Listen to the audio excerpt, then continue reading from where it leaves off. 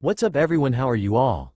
Today we are back with another blazing Naruto story. What if Naruto gets Ahsoka pregnant?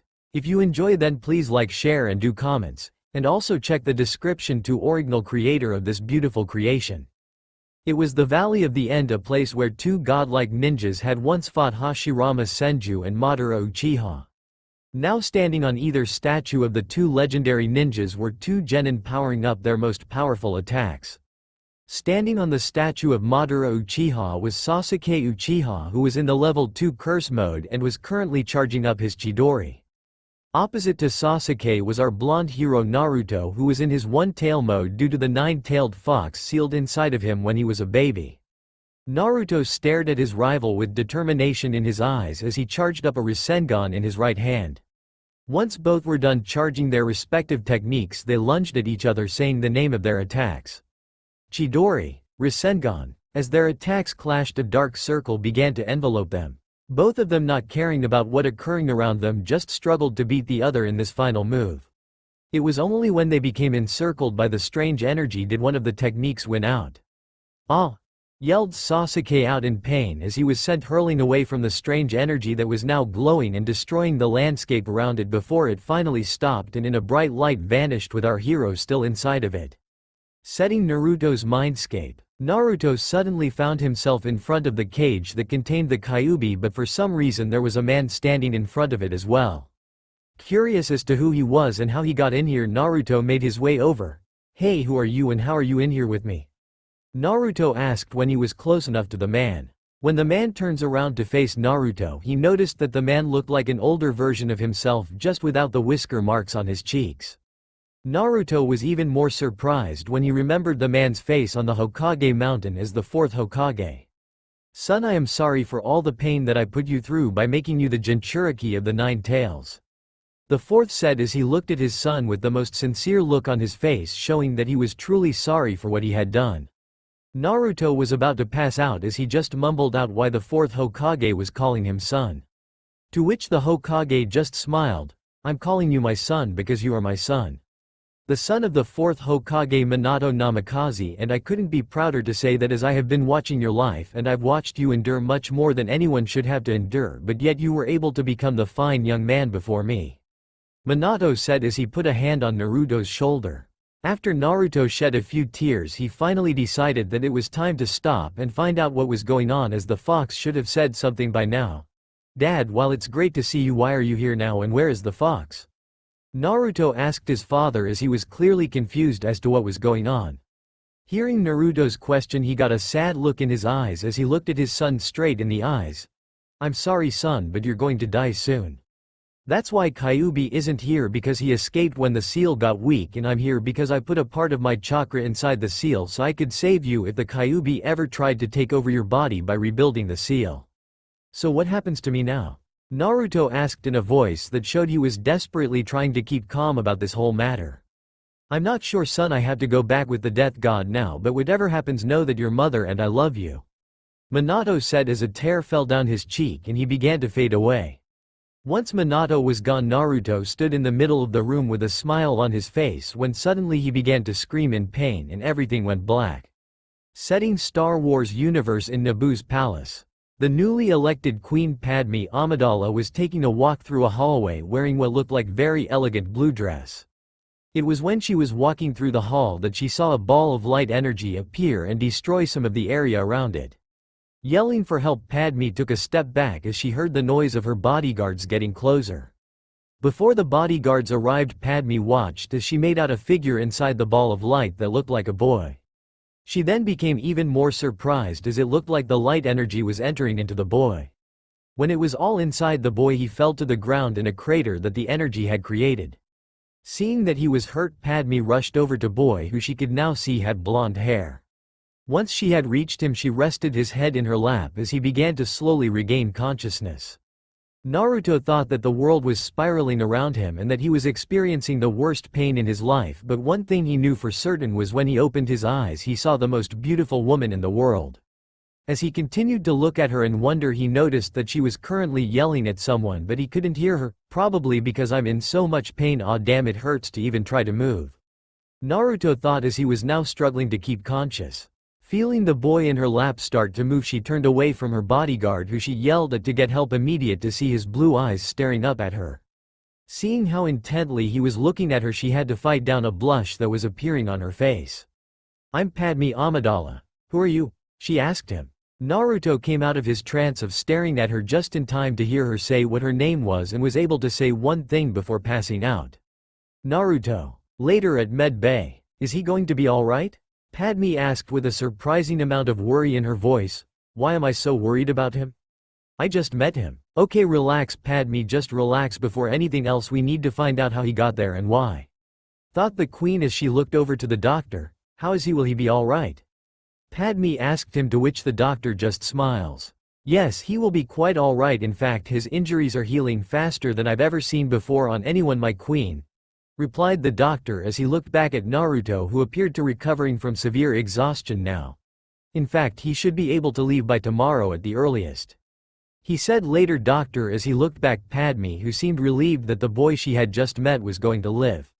"Very well, when he is better please send him to my throne room. I would like to speak with him," she said, and then left the room. Next day noon, Naruto had just opened his eyes when he was blinded by the white light. "Maybe I'm in heaven and that girl I saw earlier was an angel," Naruto thought to himself as his eyes adjusted to the light. As he looked around, he saw what at first thought looked like some type of doctor. "Hello there sir, I have been your doctor for the time you were hospitalized, and I was told that when you woke that you must meet the queen in her throne room." The doctor said in happy voice that another one of his patients had recovered wonderfully. "I see, but where are my clothes if you don't mind me asking?" Naruto said as he stretched out his muscles. "Ah, about your clothes. You see, the thing is they were pretty destroyed, so we threw them away," the doctor replied in a casual tone. "What? So what am I supposed to wear then?" Naruto yelled in shock. "Don't worry sir, while you were asleep I picked out some clothes that would fit you," said the doctor as he pointed to a set of clothes on a chair and chuckled, finding the boy's reaction quite funny to him. Few minutes later, after a few minutes, Naruto came out of the bathroom wearing the new clothes, and all in all he was happy with them even if they had no orange. But what really made him smile was that when he put his hand in his pocket he felt his headband that he had gotten from Iruka. Thanking the doctor for not throwing it away, the doctor simply replied that it was the one thing that was not destroyed and that it seemed special to the boy. Not knowing where he was, Naruto decided to tie it around his right bicep since he figured that he was going to be starting a new life but still wanted something to remind him of his old life. Turning toward to the doctor, he asked where and who the queen was. To which the man simply answered that the queen's throne room was on the highest floor and that the queen was the one to find and save him. As Naruto made his way up to the top floor, he was very nervous since the person who he had just thought was an angel was actually a queen, and that meant that she had to be very important and that he would have to repay her for saving him. When he entered the throne room, there were several guards in the room holding strange weapons that Naruto had no idea what they did. He made his way up to the woman in the chair who he presumed was the queen, but something felt strange to him. "Hello, I am Queen Amidala and I would like to know who you are since you did come out of nowhere," she started, but that was as far as she got as Naruto felt that he needed to intervene. "I'm sorry to cut in and I don't mean to sound threatening, it's just that I was told that I was saved by the queen herself and I can tell you're not the queen," Naruto stated, and as he looked around he saw everyone in the room visibly tensed until one of the handmaidens stood up to speak. "I am Queen Padme Amidala. I apologize for the deception, but I hope that you will be honest with us since we are as well," she said as she stood in front of him without any fear that he would threaten her. Naruto smiled at her and thanked her for being honest with him when he started his life story and how he got here, except of course he left out the part of what he thought when he first saw her. When he was done, Padme was the first to ask him for a demonstration of his skills, to which Naruto agreed to, but as he did what he always did when he used chakra, something felt different to him, as if it was something else completely. Setting Naboo Palace. Naruto was standing inside the courtroom as he tried what he always did when he drew in his chakra, but something about it felt different. Deciding to just go with the flow, he gathered the energy to his feet and ran toward the nearest wall. When he reached the wall, he ran up it to the surprise of everyone all the way to ceiling above their heads. When he reached the ceiling, Naruto jumped down and made his favorite hand seal while whispering, "Shadow Clone Jutsu." When only one clone appeared, he looked at it with only a small hint of confusion as he put enough energy into the jutsu that the whole room should have been filled with clones. Another thing was how it appeared, whereas they usually appeared in puffs of smoke, this clone just seemed to appear out of nowhere. No poof. It was just there. Figuring that he had one more thing to showcase, Naruto with the help of his clone began forming a Rasengan in his right hand. Once it was finished, Naruto noticed that he felt much more tired than he should have been as he began to pant sprightly. Still wanting to show the destructibility of the Rasengan, he asked one of the guards to please lower the metal door to the throne room. "Why would I do that? I hope you don't intend to hit it with that little ball." He laughed as he pointed to the Rasengan in Naruto's hand. "This door is what is used in emergencies to protect the queen." He would have gone on had not Padme interrupted him. "You heard me say that I wanted to see all of his skills. If he thinks that he can break through the door, then I say let him try. If he can do it, then we will have to build a new one, but if he can't, then no harm done," she said as she glared at him in a way that said, "Do as I say now." "Yes, my queen," was all the guard said as he closed the door. Once the door was closed, Naruto snapped out of his momentary shock that the queen was defending him. "I wonder why she defended me if I am a stranger," thought Naruto before he ran straight at the door and only stopped when he extended his arm and the Rasengan into the metal door.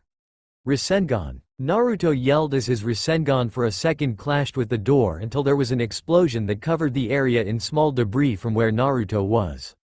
Padme, who was watching on the sidelines, felt immediate worry for the child when explosion happened, but before she could try to help, she found that her guards had surrounded her in an effort to protect her. "I'm fine, can't they see that? They should be trying to help Naruto, he could be hurt. Wait, why am I so worried for him? Must be because he's my age. Yeah, that's it and nothing else." Padme thought as she waited anxiously as the dust settled, only to see Naruto standing in front of a hole in the door completely fine, but besides that there seemed to be small crater in the ground from the impact of his attack. Needless to say, Naruto was still happy that the Rasengan did its job, but just like with the shadow clones, he noticed that he was much more tired than he should be after using only one Rasengan. As he looked around, he saw that Padme and her guards were on the other side of the room, which made him scratch the back of his head. "Sorry for the mess," Naruto said with a nervous laugh. He got even more nervous as Padme made her way toward him with a serious look on her face.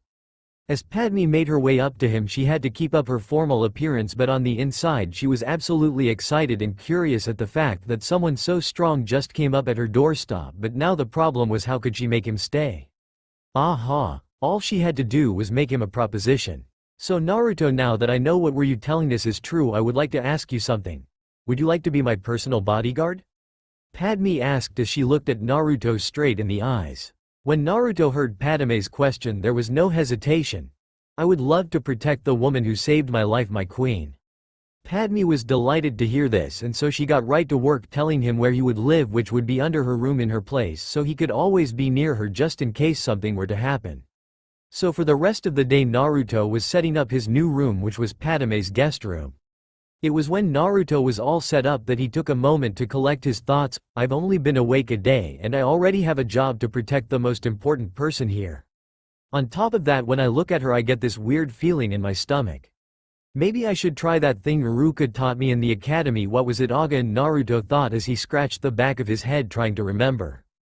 "Oh yeah, meditation. Now if I remember correctly, all I have to do is sit down and clear my mind," Naruto thought as he sat down on his bed in the cross-legged position and tried to relax.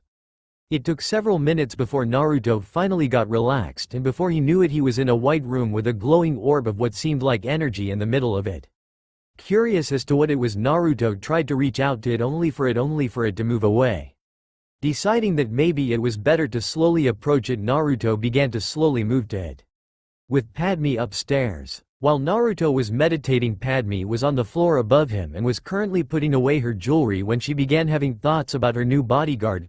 "Wonder how he is adjusting to life here. Maybe I should go see him and ask him some questions," she thought as she looked toward the stairs, but then turned away quickly. "Of course, he does look like he can handle himself. In fact, I'm sure he will be fine in a few days. Who knows, maybe he will have a girlfriend soon," Padme thought, but clenched her hand into a fist at the last thought for some unknown reason. She then, just as fast as she had turned away from the stairs, turned back toward them and started walking down them at a brisk pace. "I'm just going to check on him to make sure he's okay," she thought to herself as she got closer to his room. Meanwhile, with Naruto, he had abandoned the approach of going slowly and was now trying to catch the glowing orb of energy with all the speed he could muster until he finally jumped and caught it with two hands. As soon as he caught it, Naruto noticed that the orb felt warm for some reason and then it broke and disappeared, confusing the hell out of Naruto as to what it was. Oh well, I'll find out later, might as well as get back to reality, Naruto said to himself. 1 minute before, Padme walked into Naruto's room, and to say that she was shocked was the understatement of the century. Naruto was sitting on his bed, which would have been normal enough had that bed not been floating above the floor a few inches. In an effort to wake him up, Padme jumped on the bed with him and shook his shoulders and at the same time calling his name, when suddenly the bed decided to take this moment to fall back down, making her kiss him on the lips. Seeing what she was doing, Padme quickly pulled away and got off the bed before Naruto woke up. That did not just happen. Please let Naruto not have noticed, Padme thought as Naruto a few seconds later opened his eyes to see Padme standing in front of him. Not understanding why, but Naruto for some reason didn't feel tired and felt happy for some reason. "Hello my queen," Naruto said as he smiled at her and looked at her with eyes that to Padme reminded her of a vast ocean. Hearing Naruto call her his queen, Padme had to quickly overcome a blush that had spread across her face and had to find her voice.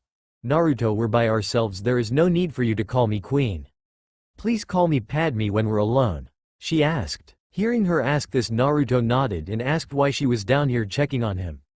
"Well, I know you're new here, so I decided to check up on you to make sure you were okay," Padme said as she smiled at him, which made Naruto feel more at ease. "Don't worry about me, I'm fine, I just can't wait to get to work tomorrow," Naruto said excitedly, which made Padme chuckle at his antics before leaving and both of them saying good night to each other. 10 months later. It had been a long day for Padme as she got back to the house with Naruto, who had been uncharacteristically quiet and was hanging out with that astromech droid R2-D2 a lot of the day. But her breath was taken away when the door opened and she saw Naruto with R2-D2 standing in the room that held a banner that said, "Happy Birthday Padme." As Padme read this, she started to have tears fall down her face as she ran over to Naruto and tackled him with a fierce hug. "Thank you Naruto so much," Padme whispered softly, and only then did she realize that the Naruto she had walked home with had actually been a shadow clone that had now disappeared. "Well, I can't take all the credit, Padme, after all R2 helped a lot," Naruto said as he helped her up, and the dome-shaped droid made beeps that sounded like a, "You're welcome," as it twirled around and made its way over to Padme's side, who could only laugh at the little droid's antics and smile as she got down to the droid's height. "Thank you R2, I know Naruto couldn't have done without you," she said as Naruto mock glared at her. "I could have done it by myself," Naruto said in a childish tone, which in turn only made Padme laugh. "Oh Naruto, don't pout." "I'm not pouting," Naruto said as he crossed his arms. "Now come on, let's eat, I made your favorite food," Naruto said again as he grabbed Padme's hand and led her to a table filled with her favorite food. "You know Naruto," Padme said as she sat it down, "you didn't have to do this all by yourself. I know, it's just that Padme, since I've arrived you've been so nice to me. So I wanted to do something for you," Naruto said as he sat down across from her. Hearing this, Padme became confused. "But Naruto, you don't need to repay me, you already protect me with your life as my personal bodyguard," Padme said as she took a drink while she listened to what Naruto had to say. "Well, you see, that's different Padme, that's for me, I consider you one of my precious people, so I would gladly risk my life to save yours," Naruto said with a fierce amount of determination in his voice and fire in his eyes. They then continued to have a wonderful dinner and said good night to each other, but for Padme it was harder to fall asleep because as she looked up at the ceiling only one thought was on her mind after the wonderful night she had just had. "I think I'm in love with Naruto," Padme whispered to herself quietly. It had been a long week as the Trade Federation had decided to make a blockade over the small planet of Naboo. Padme was currently telling Viceroy Newt Gunray, one of the Nemodians in charge of the Trade Federation, that they had gone too far this time in blockading Naboo. Padme then ended the transmission and turned on a link that was connected to Senator Palpatine.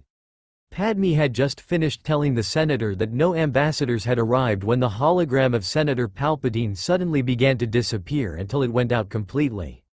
Naruto, who was to the side, was listening in on the conversation when he heard someone suggest that the Trade Federation was going to invade, which Naruto thought was very possible but was brought out of his thoughts when he heard Padme's voice. "We must continue to rely on negotiation," Padme said firmly, but the others were still worried about an invasion, so when she spoke again she used all the authority in her voice that she could. I will not condone a course of action that will lead us to war." Hoping to put forward his own 2 cents, and Naruto stepped next to Padme's chair. Right now, if the Trade Federation were to make any move, they would be in the wrong. I say at least for now, trust in the ambassadors who were sent to handle the negotiations, Naruto said, and then looked back at Padme, who gave him a small smile showing that she was thankful for him backing her up. A few minutes later and the meeting was ended so that they could talk more later once they heard how the negotiations went. Padme took this time as an opportunity to relax and talk to Naruto about the feelings that she had started developing for him ever since that night they had dinner, since he was not far and was just standing looking at a painting on the wall that showed the vast plains that Naboo had with its clear blue sky. Only a few steps away from Naruto, Padme felt as though she could feel her heartbeat go faster as she got closer to Naruto. She was only a few steps away when Padme heard Naruto's voice right behind her. "So what are you doing, Padme?" the voice said causally. But that was all Padme needed to be startled, as she quickly turned around and punched the shadow clone straight in the face. Seeing the shadow clone disappear, Padme turned back to the real Naruto, who, though she couldn't see it, knew that Naruto was smiling. "You know, for a queen you sure punch hard," Naruto said as he had received the memories of said punched clone and turned away from the painting to see what Padme wanted. Unfortunately for Naruto, though, Padme was not in a good mood. "I come over here to tell him my feelings and he has the nerve to try and scare me," Padme thought furiously as she moved closer to Naruto, who at this moment realized that he had done something wrong and was in deep shit. "Wait, Padme, don't do anything hasty," Naruto frantically said as he slowly moved away from the ticked-off queen while trying to find a way out of this situation as fast as possible. Unfortunately for Naruto, his mercy came from the sound of Federation droids marching through the main street of the city, which caused both Naruto and Padme to rush to the nearest window where they could see what was happening. Though what they saw is the same, they both reacted differently to what looked like an invasion force taking over. When Padme looked out the window and looked at the droids covering the city of that she loved, she became very depressed that she couldn't stop this and only hoped that her people would be safe. Naruto, on the other hand, when he saw this and was ready to take action as he put his hands up, was about to yell out his favorite technique but only got as far as "Shad," because when Padme saw what he was going to do, she pushed his hands apart and then covered his mouth with one of her hands. "Naruto, please don't do it. I know you're strong, but there's too many of them and innocent people could get hurt," Padme pleaded with our blonde hero. Wanting to speak, Naruto used one of his hands and gently lowered Padme's hand from his mouth. "Padme, I'm stronger now. I've been training this whole entire past year. I finally have my strength back," Naruto said happily as he looked into her eyes but only saw worry in them. "I don't care," Padme said as she grabbed him into a tight hug. "I can't bear the thought of you fighting a whole army only by yourself, no matter how strong you are. You will die." Padme practically yelled the last part in hopes of changing his mind. But her pleas fell on deaf ears as Naruto looked at her. "Padme, ever since I've arrived here, you've been my most precious person, and as one of my precious people I have to protect you, especially you, no matter what, even if it kills me," Naruto said softly, though it was laced with determination and the will of fire. Hearing him say this, Padme didn't know what to think. On one hand, she was happy that she was so important to him, but on the other hand she was sad since it seemed as though Naruto was dead set on protecting her even if it killed him. "Fine, if you're going to protect me, then please do it my way. Wait until they think they have captured me and then you can free me and we can escape," Padme said, but more like begged him, and could only shed a few tears of joy as Naruto gave a gentle nod of his head showing that he would go along with her plan despite not liking the idea of letting her get captured. Before leaving to think of a plan of escape, Naruto turned back to look at Padme. "Sorry for making you worry about me," Naruto whispered before sprinting down the hallway and out of sight. As Padme left to go change and inform the others that they would be arrested soon, Naruto went to go find R2 and get ready for the evacuation plan, which would basically be, at least the way Naruto thought, first step save Padme, second get ship, and last step, assuming we are still alive, is getting the fuck off Naboo. Sometime later outside, the queen and those that were in the throne room with her were being escorted by multiple droids, but what they didn't know was that 2 Jedi were on the bridge above them getting ready to ambush the droids surrounding them. "Master," said the younger of the two, "I sense a presence that seems incredibly strong in the Force." "Yes, I sense it as well, Obi-Wan, but I do not sense any ill intent, so for now we must discover who the person is and figure out if they are here to hinder or help us," said the older of the two as both Jedi grabbed their lightsabers ready to jump and attack the droids once they got close enough. Before they jumped down, a figure leapt down and slammed a ball made up of force energy into a droid. From what the two Jedi could tell, it looked as though the person who they could now see was blonde was trying to free the Queen as he made his way to take out the next nearest droid with the ball of force, and was not disappointed as it completely ripped through the droid. Once it was destroyed, a copy of the blonde came out of nowhere, but the Jedi could feel that it was made up of the Force as it appeared right next to the original and grabbed the guns from the fallen droids and threw them to two guards in the group, hopping to give them something to defend themselves with. Figuring that it was time that they made their presence known, the two Jedi jumped down and ignited their lightsabers to cut down the remaining droids that surrounded the Queen. Once the droids were taken care of, they left the streets listening to the Master Jedi's instruction when he informed them that they were the ambassadors and that the negotiations never took place. "It's urgent that we make contact with the Republic. Do you have any form of transport?" he asked. It was Naruto who answered his question. "It's in the main hangar this way," Naruto said as he led the way to the main hangar. At the main hangar, they had stopped right outside the door when the Jedi Knight turned to face the Queen. "Under these circumstances, I would suggest that you return to Coruscant with us. They will kill you if you stay," he said, to put more emphasis on the need to leave now. "I agree with the Jedi," Naruto said, making the Queen look towards him along with her handmaidens. "If you stay and refuse to sign that treaty they were talking about, then they will kill you and find someone else to take the throne who will sign it." "Oh, sorry Jedi, my name is Naruto. I am the personal guard of the Queen," Naruto said the last part to the Jedi as he bowed his head slightly toward him. "Your bodyguard is right, Your Highness. My feelings tell me they will destroy you," the Jedi said to the Queen, and then turned toward Naruto. "My name is Qui-Gon Jinn and my Padawan is Obi-Wan Kenobi," who simply smiled and greeted Naruto by saying, "Hello there." While the Jedi were introducing themselves to Naruto, the Queen turned to her handmaidens, who said that they were brave. "Very well then, let us go so that I can plead our case to the Senate," the Queen said, gaining everyone's attention. Hearing this, they walked into the hangar, and while the Jedi distracted the droids guarding the pilots and the ship, the others were getting inside the large chrome ship. It was all looking good until the droid in charge made the mistake of trying to arrest Qui-Gon, who unleashed his lightsaber and cut through all of the droids in front of him. Meanwhile, Obi-Wan covered the pilots, who quickly ran to get to the ship. Once everyone was inside, they took off and left the planet of Naboo, only to be confronted by the Trade Federatio blockade, which was doing some damage to the ship. Naruto, who had made his way to the cockpit of the ship just in time as they were sending the astromech droids to repair the ship's shield generator. Naruto was forced to watch as one by one the astromech droids were shot off the edge of the ship until he could only see R2. "Come on R2, I know you've got this," Naruto thought as R2-D2 finished repairing the ship's shields, which were powered back up to maximum, and then made his way safely back inside the ship. Back inside the cockpit, the pilot was informing everyone that they didn't have enough power to make it to Coruscant and that the hyperdrive was leaking. Obi-Wan, who was looking for a planet close enough to land, called over his master and pointed to an image of a planet called Tatooine. "Here, Master. Tatooine. It's out of the way, poor, and the Trade Federation has no presence there."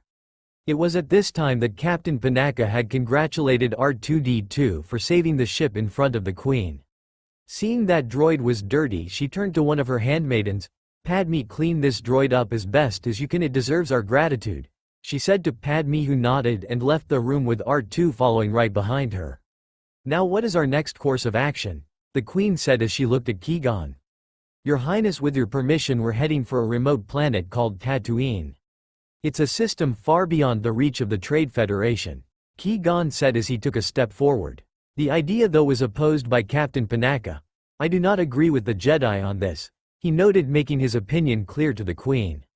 Seeing that an argument could break out between the two, Naruto decided to intervene. "Your Highness, I believe that we should trust Master Qui-Gon's judgment on this, since our options are limited and this option seems like the best one," Naruto said behind the two Jedi in the back, making his presence known to the others in the room.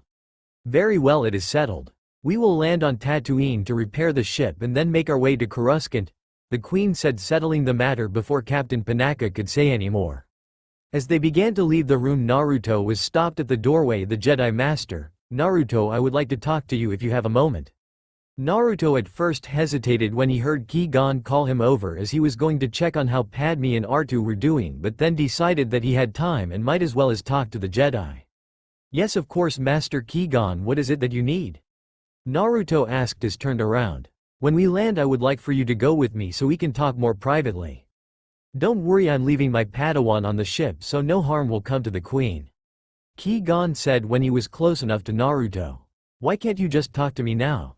Naruto asked. "Because it is about your future and I would rather talk to you about it privately," Ki-gon said before walking away, leaving a confused Naruto who decided that he should go check on Padme. "I wonder what he was talking about," Naruto thought as he entered the room where Padme was currently cleaning up R2. "R2 seems to be happy that you're cleaning him," Naruto said in the doorway, which caused R2 to beep and whistle happily at seeing his friend while Padme just smiled at him. "Yeah, if only someone would help me clean him," Padme said as she motioned to an extra rag sitting on a box to which to clean R2. Smiling, Naruto grabbed the small towel and began cleaning R2, and for a while Naruto and Padme sat there in silence enjoying each other's company as they cleaned R2 until the door opened to reveal a Gungan's head poking through the doorway. "Who are you, sir?" "Mesa Jar Jar Binks." It was Padme who answered for the both of them. "I'm Padme and this is Naruto." "You're a Gungan, aren't you? How did you get all the way out here with us?" she asked Jar Jar. "Mesa doesn't know Mesa Day was startin' pity oki day den bam. Mesa gettin' very scared and grabbin' dad Jedi, and pow Mesa here," Jar Jar said as he paced all over the room as he spoke to them before leaving, saying that he forgot something in the other room. Once gone, R2 beeped something out. "He sounds like a bitch." This caused Naruto to laugh and even Padme to stifle a laugh, not expecting R2 to say something like that so suddenly. Once Padme controlled herself, she turned to Naruto. "So what are you going to do while we're on Tatooine?" Padme asked as they were finishing up cleaning up R2. "I'm not sure. Ki-gon said he wanted me to come down with him when we landed to talk about my future," Naruto said, still wondering what the Jedi could want with him. Padme was shocked by this and asked the first thing that came to mind, "Are you okay? Does he know you're not from here?" "I don't know," Naruto answered truthfully. "But what I do know is that whatever it is, it's probably important," Naruto said as he glanced at Padme and then looked at the floor in deep thought about what it could be. Padme, seeing how deep in thought he was, grabbed his hand with hers. "Hey, it'll be okay, and whatever it is you'll tell me so we can talk about it, right?" Padme asked as she looked at Naruto, who smiled and turned back towards her. "Yeah, without a doubt," Naruto answered her, making Padme return the smile. Couple of minutes later, the ship had landed on the outskirts of a settlement on Tatooine to avoid attention and was currently powering down as Naruto and the freshly cleaned R2 met up with Ki-gon and Jar Jar outside the ship. "Glad that you could join us, Naruto," Ki-gon said as he saw Naruto walk out wearing what looked to be clothes for a very poor person. "Yeah, well, I was curious as to what you wanted to tell me about my future, you know," Naruto said as he walked alongside Ki-gon to the settlement they had seen earlier from the ship. They hadn't gotten very far from the ship when they heard Captain Panaka yell at them, getting their attention. "Wait," he yelled as he walked over to them with Padme by his side. "Her Highness commands you to take her loyal handmaiden with you." "No more commands from Her Highness today, Captain. The spaceport is not going to be pleasant," Ki-gon said, not wanting to bring anyone else along with him on his trip. But Captain Panaka was persistent in his efforts. "The Queen wishes. She is curious about the planet." Sighing, Ki-gon decided it was best to give in to avoid wasting time. "Fine, stay close to me," he told Padme, who followed him and the rest to the spaceport. As they drew nearer to the spaceport, it was Ki-gon who broke the silence. "The few spaceports like this one are havens for those that don't wish to be found. Like us," Padme said as she looked at the ground when she felt a hand on her shoulder and turned to see that it was Naruto, who gave her a comforting smile. "Yes, that may be true, but it won't be like that for long. You will get back to Naboo, I promise," Naruto whispered to Padme when he walked next to her. Once inside the spaceport, they decided to try one of the smaller traders in hope for getting better deal, and it wasn't long before they found one. Once inside, Ki-gon talked with the merchant who went with him outside to talk about the parts they would need for the ship.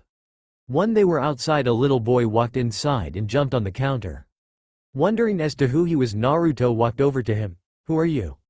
Naruto asked the boy. "My name is Anakin. Don't worry, I was sent to watch over the store by Watto while he talks to your friend," the boy said as he looked at the Gungan who was messing around with a little droid. "Hit it in the nose," He told the Gungan, who did as he said and watched as the droid closed itself and powered off. "So do you work for Watto?" Padme asked as she overheard their conversation from where she was looking at random droid parts. "Sort of. My mom and I were lost by a Hutt who bet us on one of the pod races," said Anakin as he looked at Padme with eyes that made Naruto feel weird in his chest, but he pushed the feeling aside since he figured that the little boy just wasn't used to seeing strangers. "You're a slave?" Padme asked Anakin in a low voice with a sad look on her face. "I'm a person, and my name is Anakin," the boy said with an angry look on his face at being called a slave. But before Padme could correct her mistake, Naruto helped her out. "We're sorry, Anakin, it's just we're not from here and this place is still a little strange to us. It's fine, I guess I wouldn't even have lasted so long anyways if I wasn't so good at building things," the young child said as he watched Jar Jar juggle multiple objects until he tripped and all of the objects fell on him. It was at this moment that Qui-Gon came back inside and stepped over Jar Jar's body that was now on the floor. "We're leaving now," Qui-Gon said. "Did it go bad?" Naruto asked, already knowing the answer. "You could say that," Qui-Gon said once they were all outside. Once outside, they continued making their way down the street, but it wasn't even a couple of minutes later when Jar Jar got himself into trouble with a merchant selling food who said that Jar Jar couldn't eat the food without paying for it. Not wanting to have to pay for it, Jar Jar quickly spat it out, but it landed into a Doug's bowl of food. Trying to act innocent, Jar Jar started whistling as he walked away but didn't make it far as he was tackled by the Doug, who was now strangling him. Seeing that he needed help, Naruto was the first to arrive. "I suggest you get off my friend here," Naruto said in a threatening tone as a clone appeared next to him and began making a Rasengan in the original's hand. "Or what, your illusions don't scare me, boy," the Doug said as his grip on Jar Jar's strengthened but was then sent sailing as Naruto slammed the condensed blue ball of force into his chest while yelling, "Rasengan," which startled a couple of the people passing by since the Doug was launched to the wall where he remained knocked out as his friends came over and picked up his unconscious body. "Jar Jar, you okay?" Naruto asked as he helped him up, to which Jar Jar just nodded his head as he rubbed his sore throat. It was at this time that Anakin decided to come over. "Your friends picked a fight with an extremely dangerously Doug, and how did you do that last thing?" Anakin asked, but before Naruto could answer, Naruto was interrupted by Qui-Gon and Padme, who were calling them over to hurry up. Seeing that he and Jar Jar were getting left behind, he quickly turned back to Anakin. "Sorry kid, but that's a secret only I know," but Naruto said, but felt a little bad for the boy when he saw that he looked down. "If you want to come with us while we go to the market, you're welcome to join us," Naruto added as he turned back to the others with Jar Jar and Anakin following behind him. Once they had finished getting some food from the market, an old lady who had sold them something warned Anakin that there was a storm coming, which caused Anakin in turn to ask the others if they had any shelter from the storm. "Our ship should give us protection. It's on the outskirts," Qui-Gon answered the boy, who could only shake his head when he heard what the Jedi said. "You'll never make it that far in time. Come with me to my house, it's not that far, so we'll be safe from the storm," Anakin said as he dragged them to his house.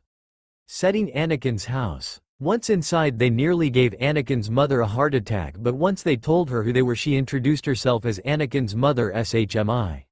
SHMI then decided that if her son trusted them, then they could stay for a little bit. While SHMI was setting the table, Anakin had gone to show Padme the droid he was building, while Qui-Gon had dragged Naruto outside so they could talk. "So what was so important that we need to talk about in private?" Naruto asked as he crossed his arms and looked at the sun beginning to set. "I wanted to talk to you about your use of the Force," Qui-Gon said as he leaned against the wall. "What's the Force?" Naruto said, confused as to what the Jedi Master was talking about. "I'm talking about the blue ball of Force and the clone you made in your fight." "Who taught you how to use the Force?" Qui-Gon said, his voice growing a little more serious. "He must be talking about the Rasengan and my shadow clone."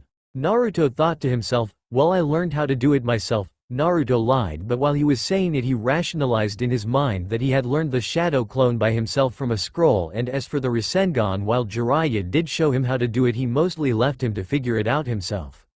When Qui-Gon heard this, he struggled with something in his mind, because on one hand he felt a strong presence in the Force from the little kid, but he also felt something within the teen in front of him who somehow managed to teach himself abilities in the Force that Qui-Gon had never heard of his whole entire time inside the Jedi Order. "What are you thinking so hard about?" Naruto asked the Jedi who had just come out of his thoughts. I was thinking, how would you like to become a Jedi? Ki-gon asked Naruto, who really surprised by his question. I thought that you had to start at a young age to become a Jedi?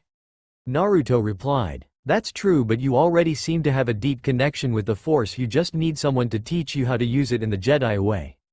Ki-gon said as he used the Force bring his lightsaber off of his belt and into the palm of his hand.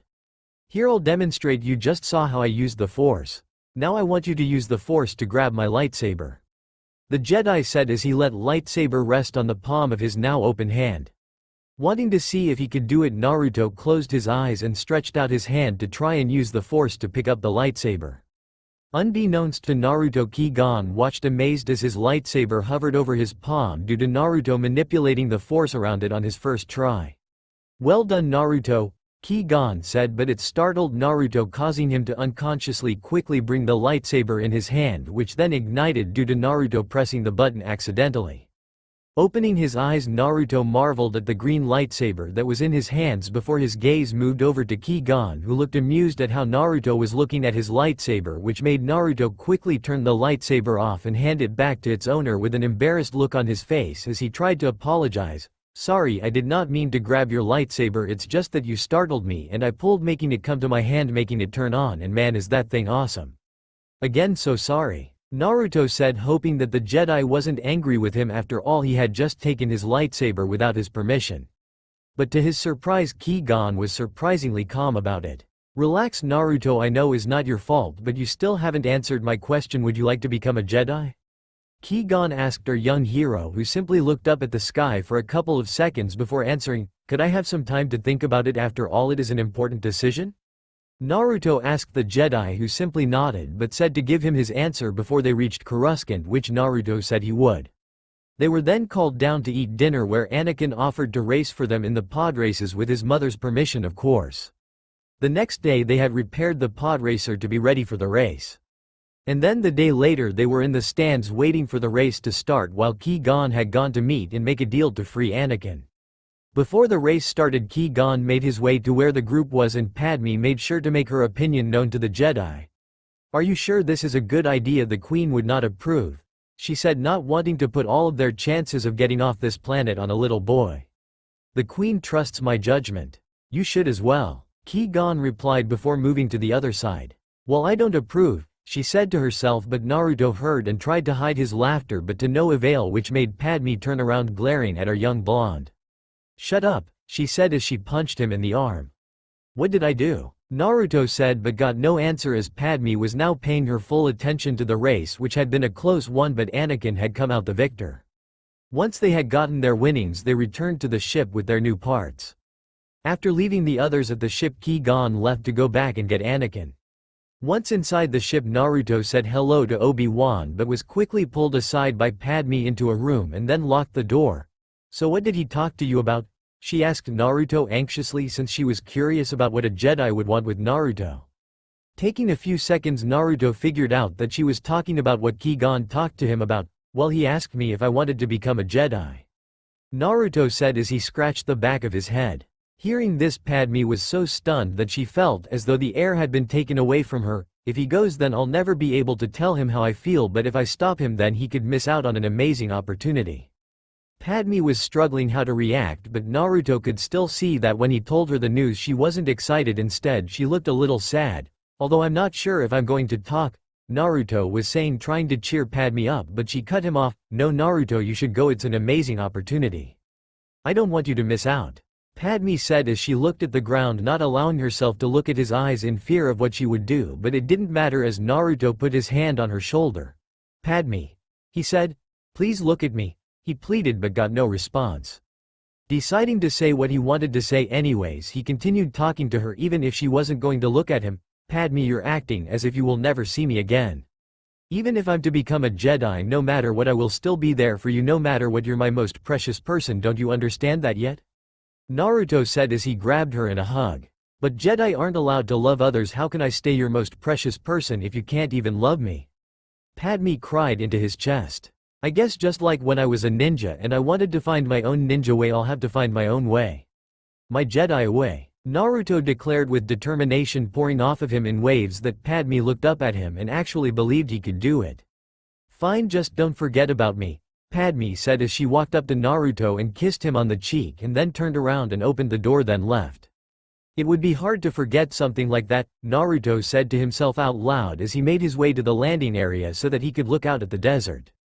As he looked out he saw Anakin running toward the ship and Qui-Gon fighting some strange person. Once he reached Qui-Gon's position he created 5 shadow clones. Meanwhile Qui-Gon had just been force pushed away by the enemy he was fighting who Naruto could now see had horns sticking out of his head and had red and black skin. "Get the hell away from him," Naruto yelled as 2 of his shadow clones blitzed the enemy and the other 2 stayed back to create Rasengan's in each of the original's hand. The man snarled and slashed one with his lightsaber making it dispel, but the other in the meantime managed to get behind him and was about to land a punch to his head when it suddenly dispelled due to the dark figure igniting the other end of his lightsaber which went right through the clone's chest. "Don't get confident, bastard, because now I'll take care of you myself," Naruto yelled as he ran straight at him with his 2 remaining clones coming at him from both of his sides. Dealing with both clones first he kicked the one on the right and used his lightsaber to swing at the clone's head on the left.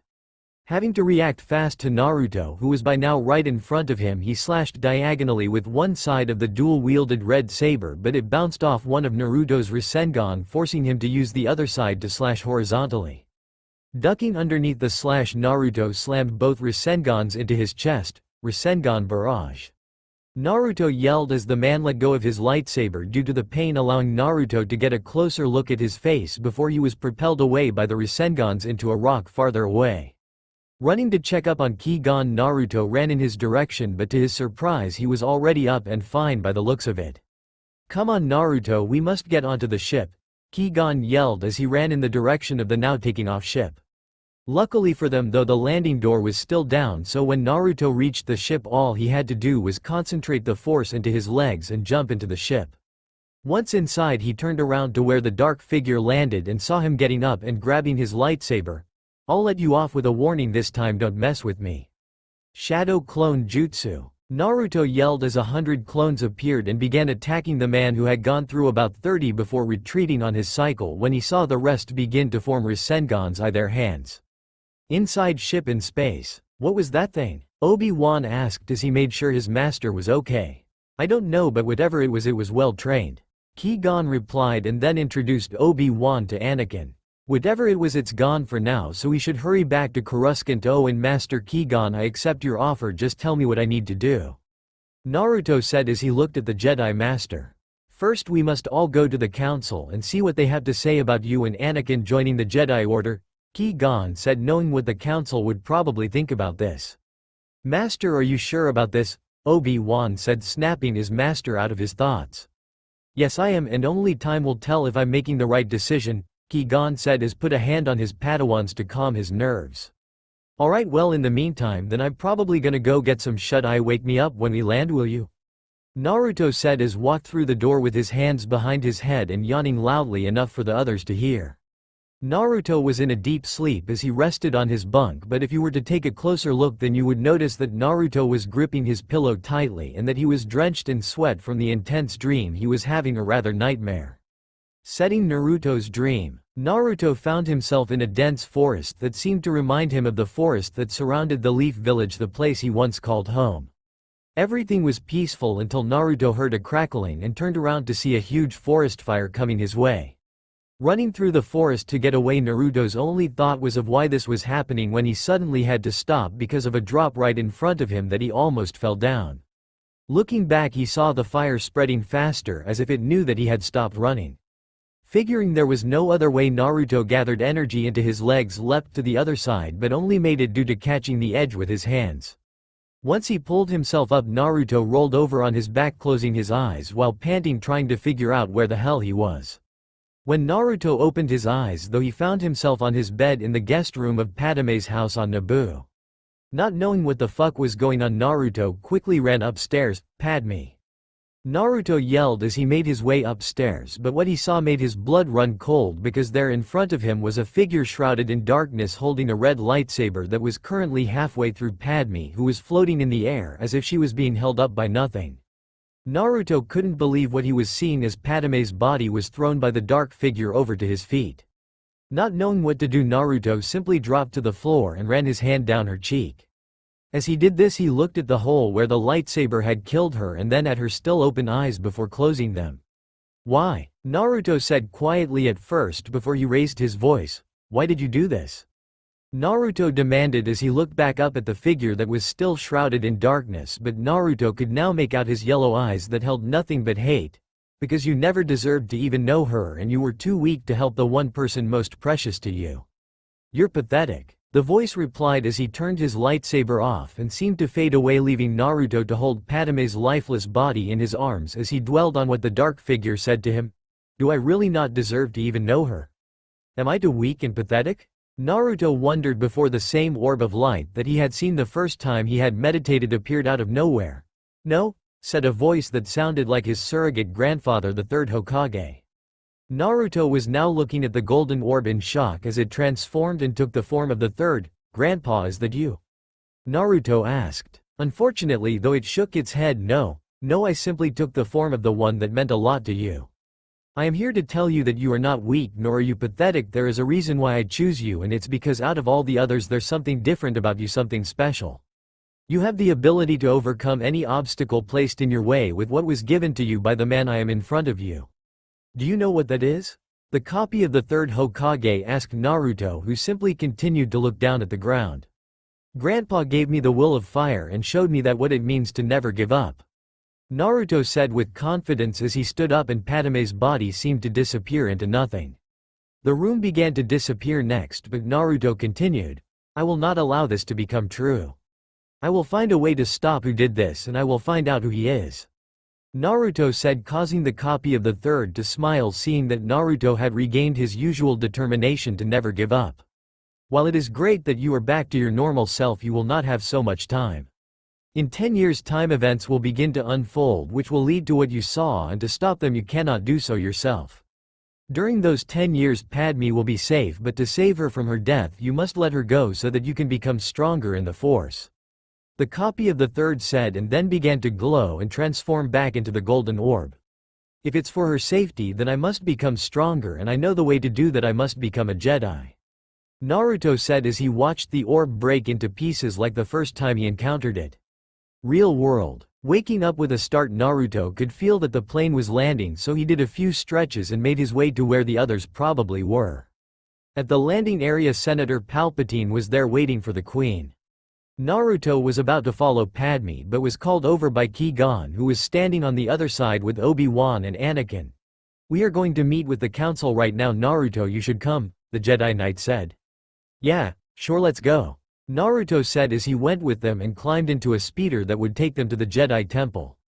Jedi Council Room. Qui-Gon was currently standing there with his Padawan, since he told both Naruto and Anakin to wait outside until he called them in for their test. "More you have to tell us, Qui-Gon?" The wise Jedi Master known as Yoda said when he noticed that Qui-Gon had not moved from his position even though he had already given his report on the assignment. "I have encountered divergences in the Force, Master," Qui-Gon said as he looked around at the council. "And these divergences, what are they around? A single person?" Master Mace Windu asked as he sat up in his chair. "Actually, it is around two. I can feel that the Force is extremely strong in each of them. I would like to train one of them, and I would like to ask that one of you trains the other. He already has a certain level of mastery over the Force, he just needs someone to train him how to become a Jedi," Qui-Gon said to the council, which was met with a moment of silence. "A Padawan you already have, Qui-Gon," Yoda said as he pointed his walking stick to the Jedi Knight and his apprentice and took a deep breath. "Trained too, you cannot," Yoda finished as he looked at the Jedi Knight in the eyes. "Obi-Wan is ready for the trials to become a Jedi Knight. I have taught him all I can," Qui-Gon said as he put hand on Obi-Wan's shoulder, causing Obi-Wan to become very proud that his master thought he was ready. "I am ready for the trials," Obi-Wan stated to the council confidently, but was stopped by Mace Windu. "You becoming a Jedi Knight will be discussed later, Padawan Kenobi. For now I must ask why Qui-Gon feels it so important that these two children become Jedi even if they are unusually strong in the Force. I have a feeling that one of them has the chance of being the chosen one." Qui-Gon said seriously, which caused the council around him to stare at him as though he had gone mad. You speak of the one from the prophecy. The one that will bring balance back to the Force, Mace said, making sure that he didn't misunderstand what Qui-Gon was talking about. Yes, was his only reply, which caused Yoda and Mace to think about it for a little bit before looking at each other and nodding. Bring them in one at a time. Mace started, only for Yoda to finish what he was saying for him. Test them we shall, to see if what you say is true and see if we can sense what you sense, causing both Jedi to bow to the council and leave the room to tell Anakin and Naruto that they were going to be tested to see if they could become Jedi. Outside the council room, Naruto was wondering how Anakin was doing. I wonder what type of questions they'll ask me, Naruto thought to himself as he watched the door waiting for Anakin to come out, who insisted on going first. Well, I guess I'll just have to find out, Naruto thought as the door opened and out came Anakin with a thoughtful look on his face, but Naruto mistook it for worry, and as he walked by him he simply put his hand on his shoulder. Relax, I'm sure you did great, Anakin. We're going to be Jedi in no time, Naruto whispered into his ear before going inside. As he walked inside, Naruto could feel the eyes of the council bore into him as though they trying to see right through him. When Naruto stood in the middle of the room, he felt slightly uncomfortable because of how some were staring at him as though he shouldn't be there. Those stares. They're the same stares that I got from the villagers. Is it because I'm older and have knowledge of the Force that wasn't learned here? Naruto thought as he looked at a few of the Jedi around the room. So Naruto Jedi, you want to be him? Asked Yoda, who now had the blonde's full attention. Yes, I would, but if you don't mind, what's your name, since you clearly know mine? Naruto asked, since he felt as though he was at a disadvantage here. Yoda is my name. Old you are, but told we have been that knowledge of the Force you have taught yourself. Yoda said, never moving his eyes from Naruto.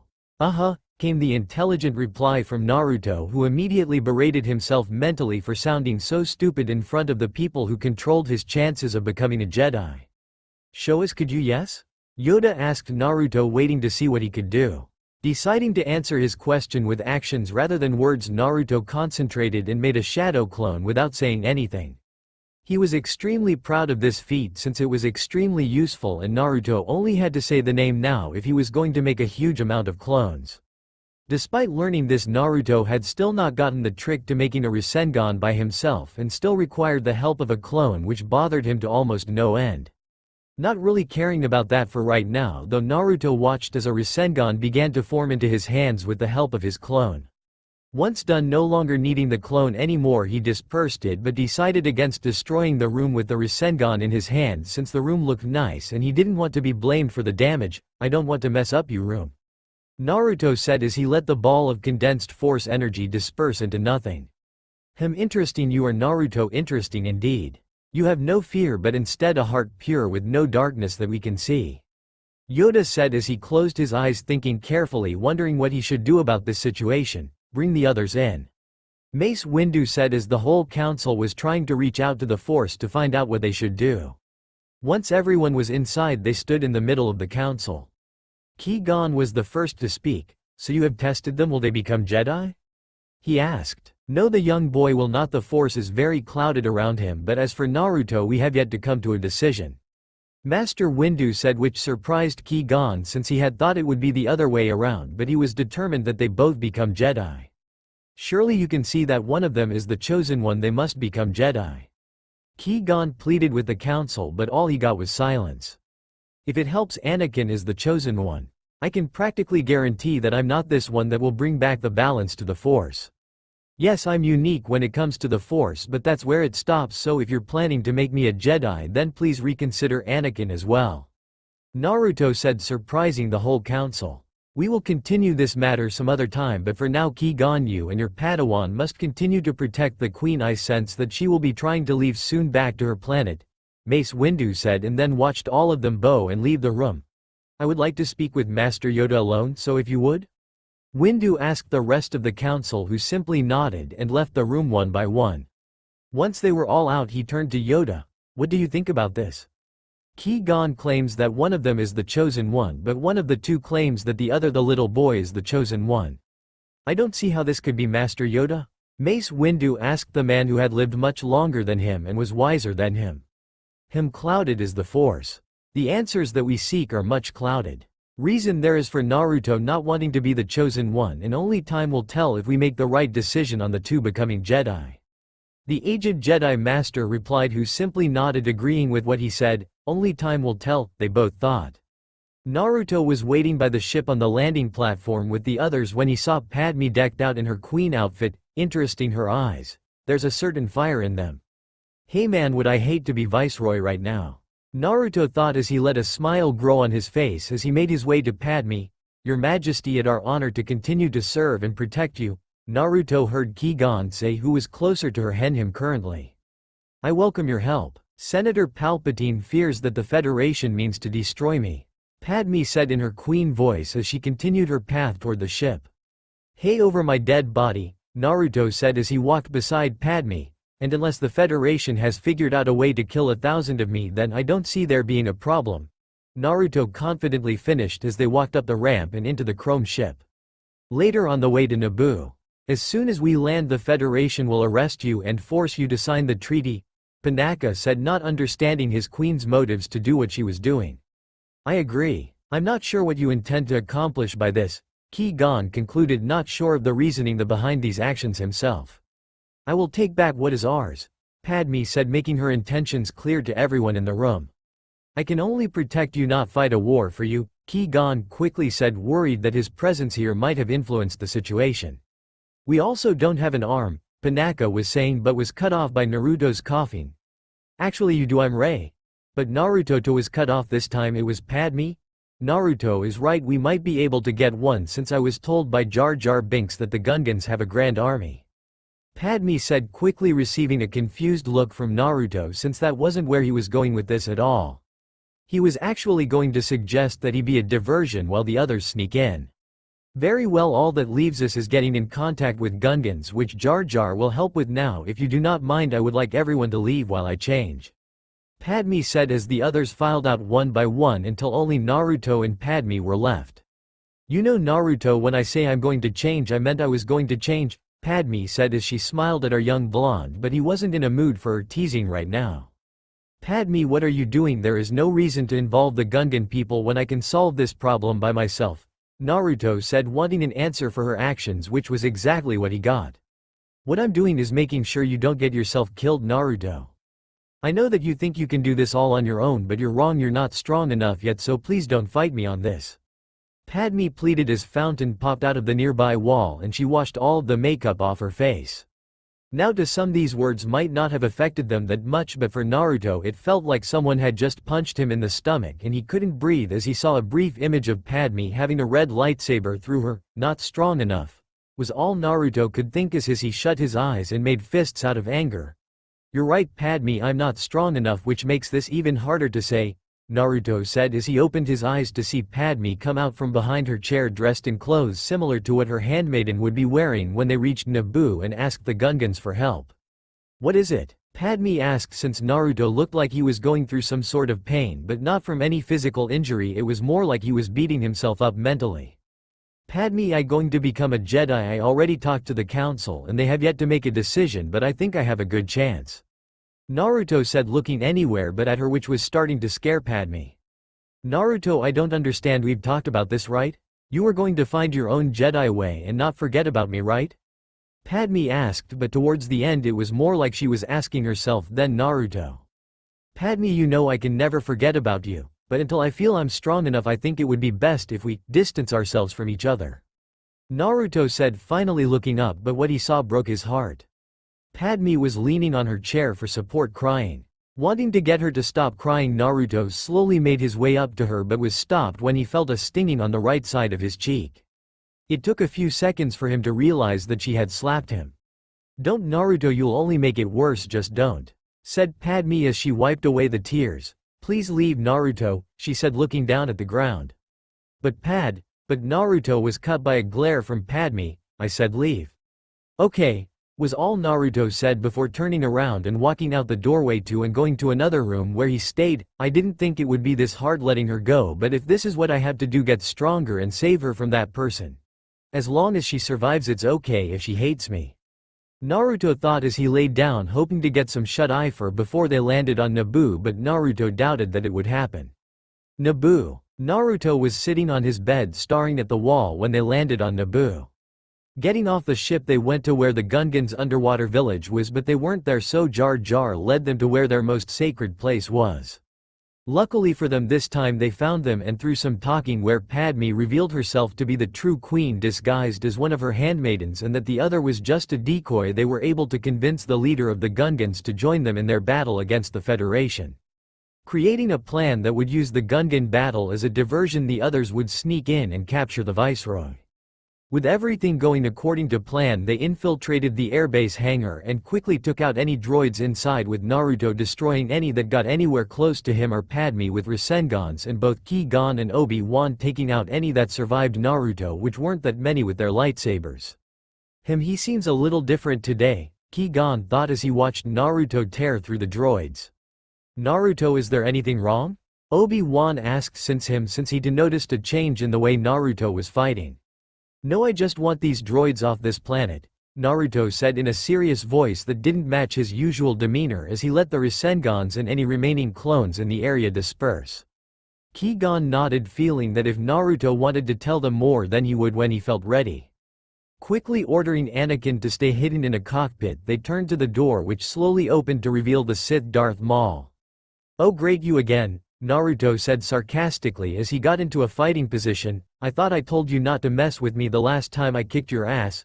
Naruto taunted the Sith, but the only response he got was a glare that promised pain if he ever got his hands on Naruto.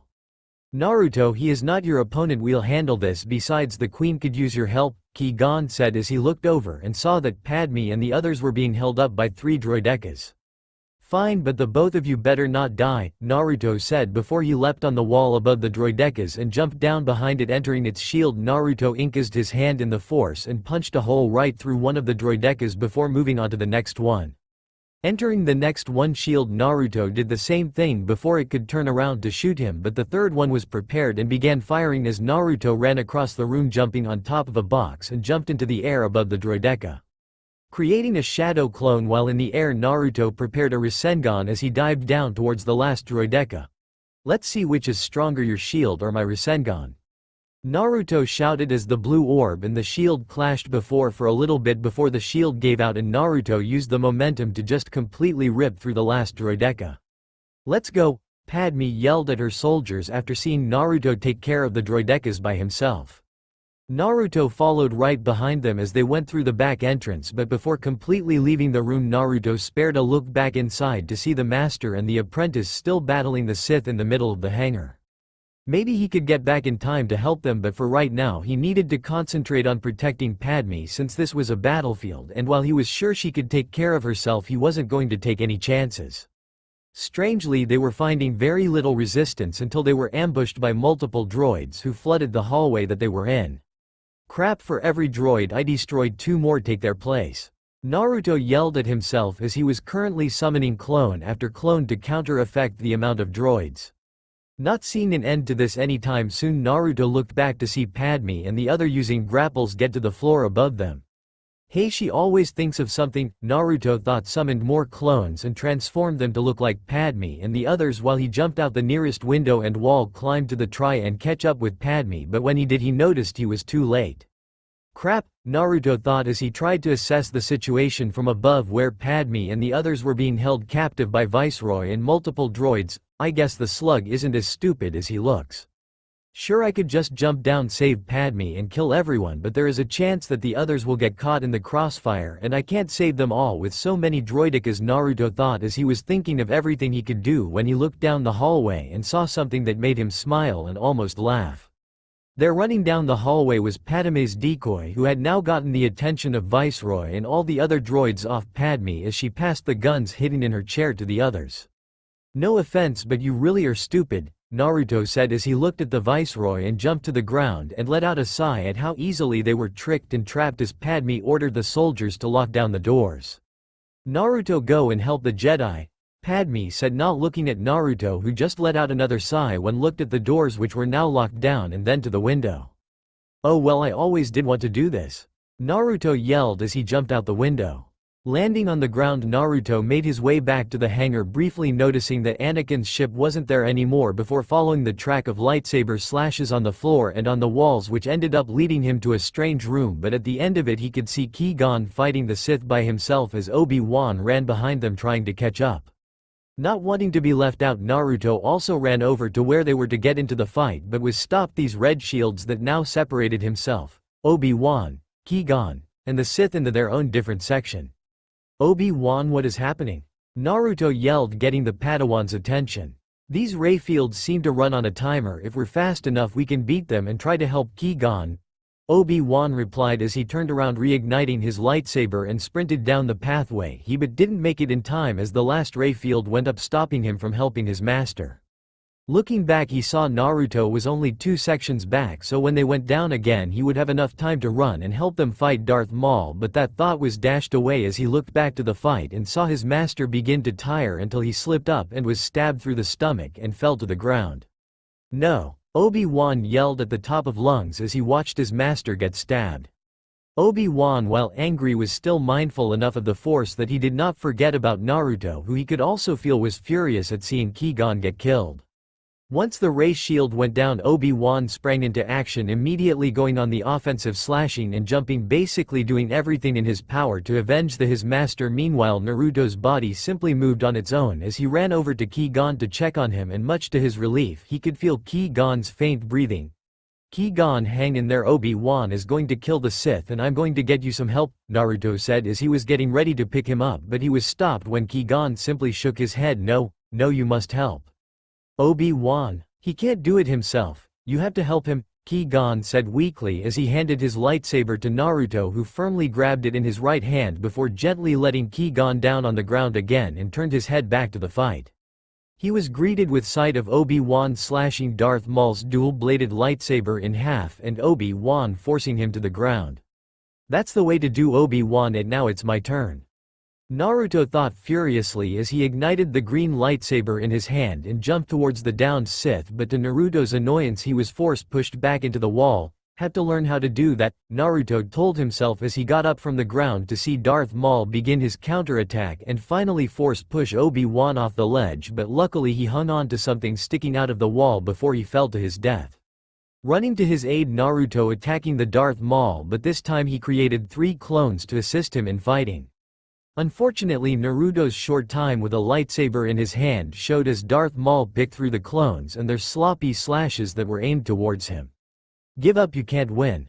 Maul snarled as he forced Naruto to the ground. You're pathetic.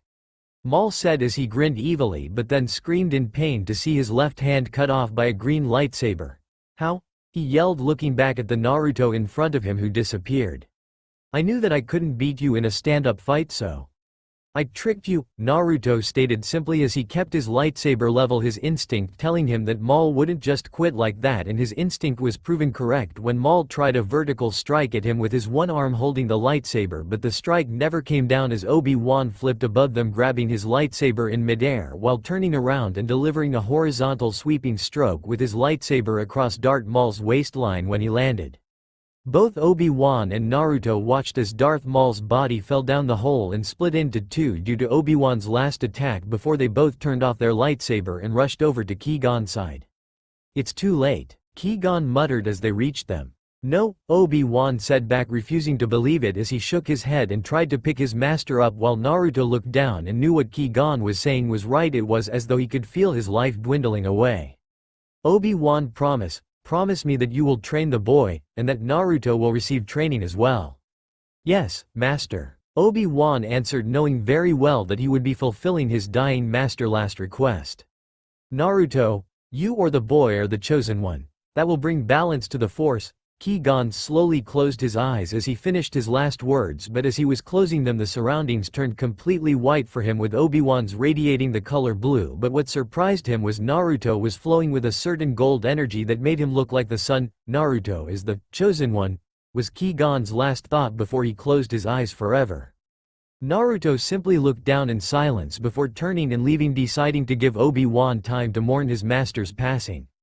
Sometime later, It wasn't long before a ship holding the newly elected Supreme Chancellor and the rest of the Jedi Council landed ready to take Viceroy away to the Senate and to of course hold Qui-Gon's funeral, which Naruto was glad that they were having, considering that if it wasn't for Qui-Gon then they might have all died.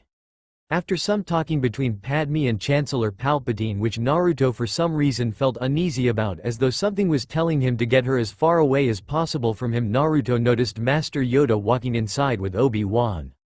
Curiosity getting the better of him, Naruto decided to follow them as discreetly as he could, which for him meant as they were talking inside a room Naruto was standing on the wall outside listening in.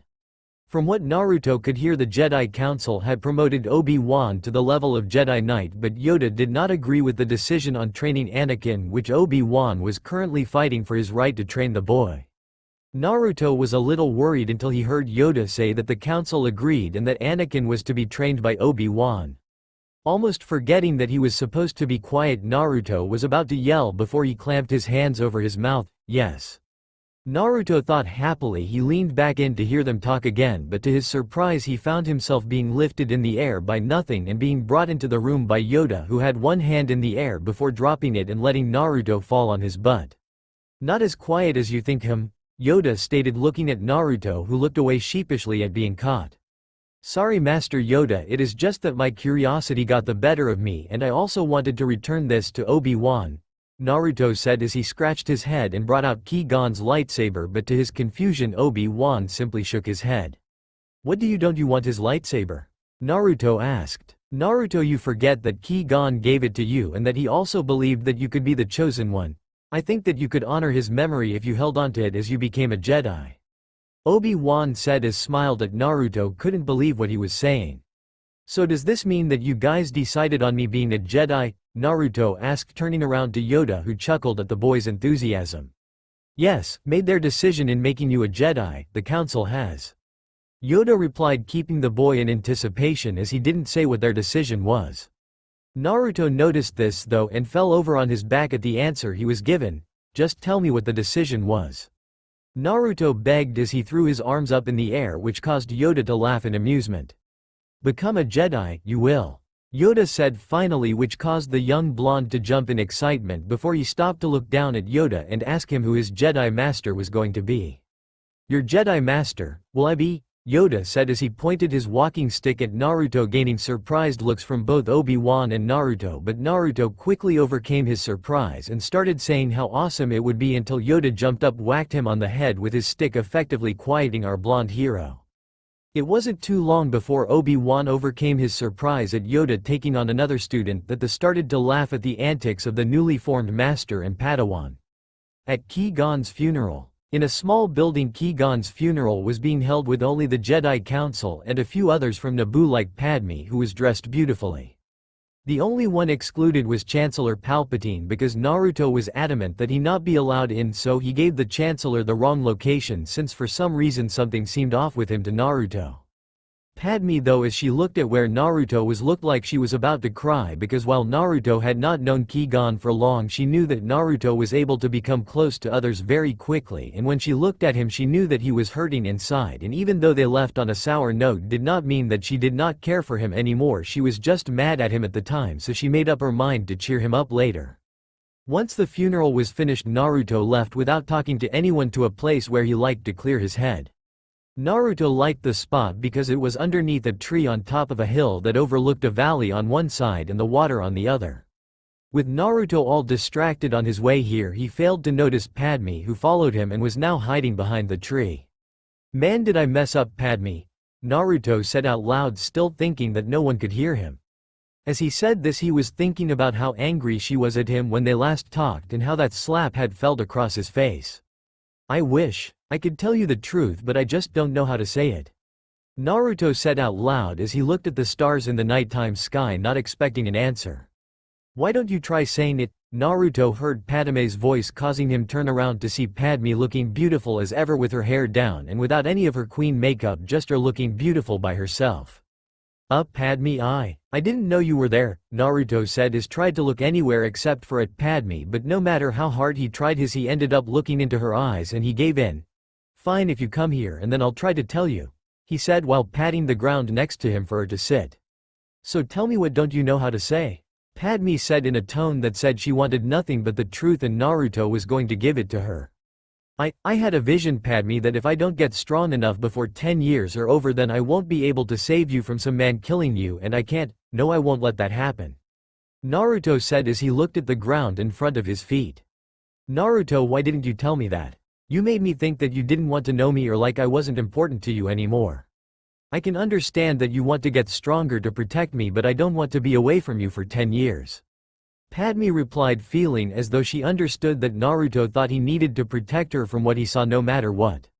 So I think that after 4 years of your training that we should meet and talk, because by then I will have finished my term as queen, okay?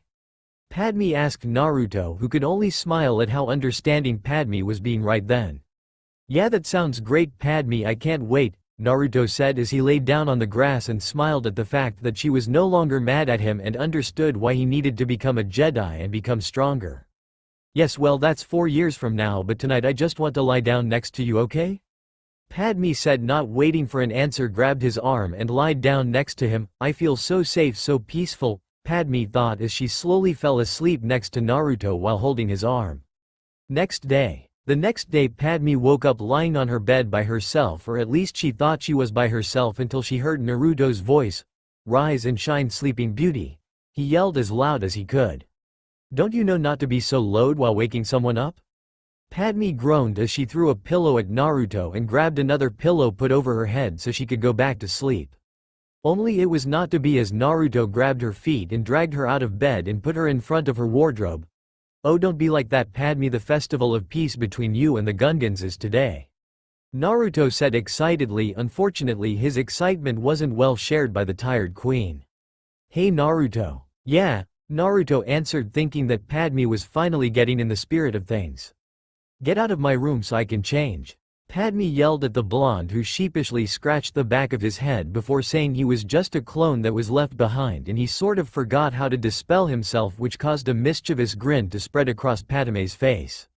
With real Naruto. Naruto was waiting for the festival to start as he was standing next to Yoda in his new Jedi attire when he winced in pain from receiving a clone's memory of Padme kicking him where the sun don't shine. HMPH, first of all, that was a cheap shot, and second of all, how the hell does a cone just forget to dispel? Naruto thought, annoyed as the festival was about to start, as he could see the Gungans on the other side begin to line up in formation with the boss out in front.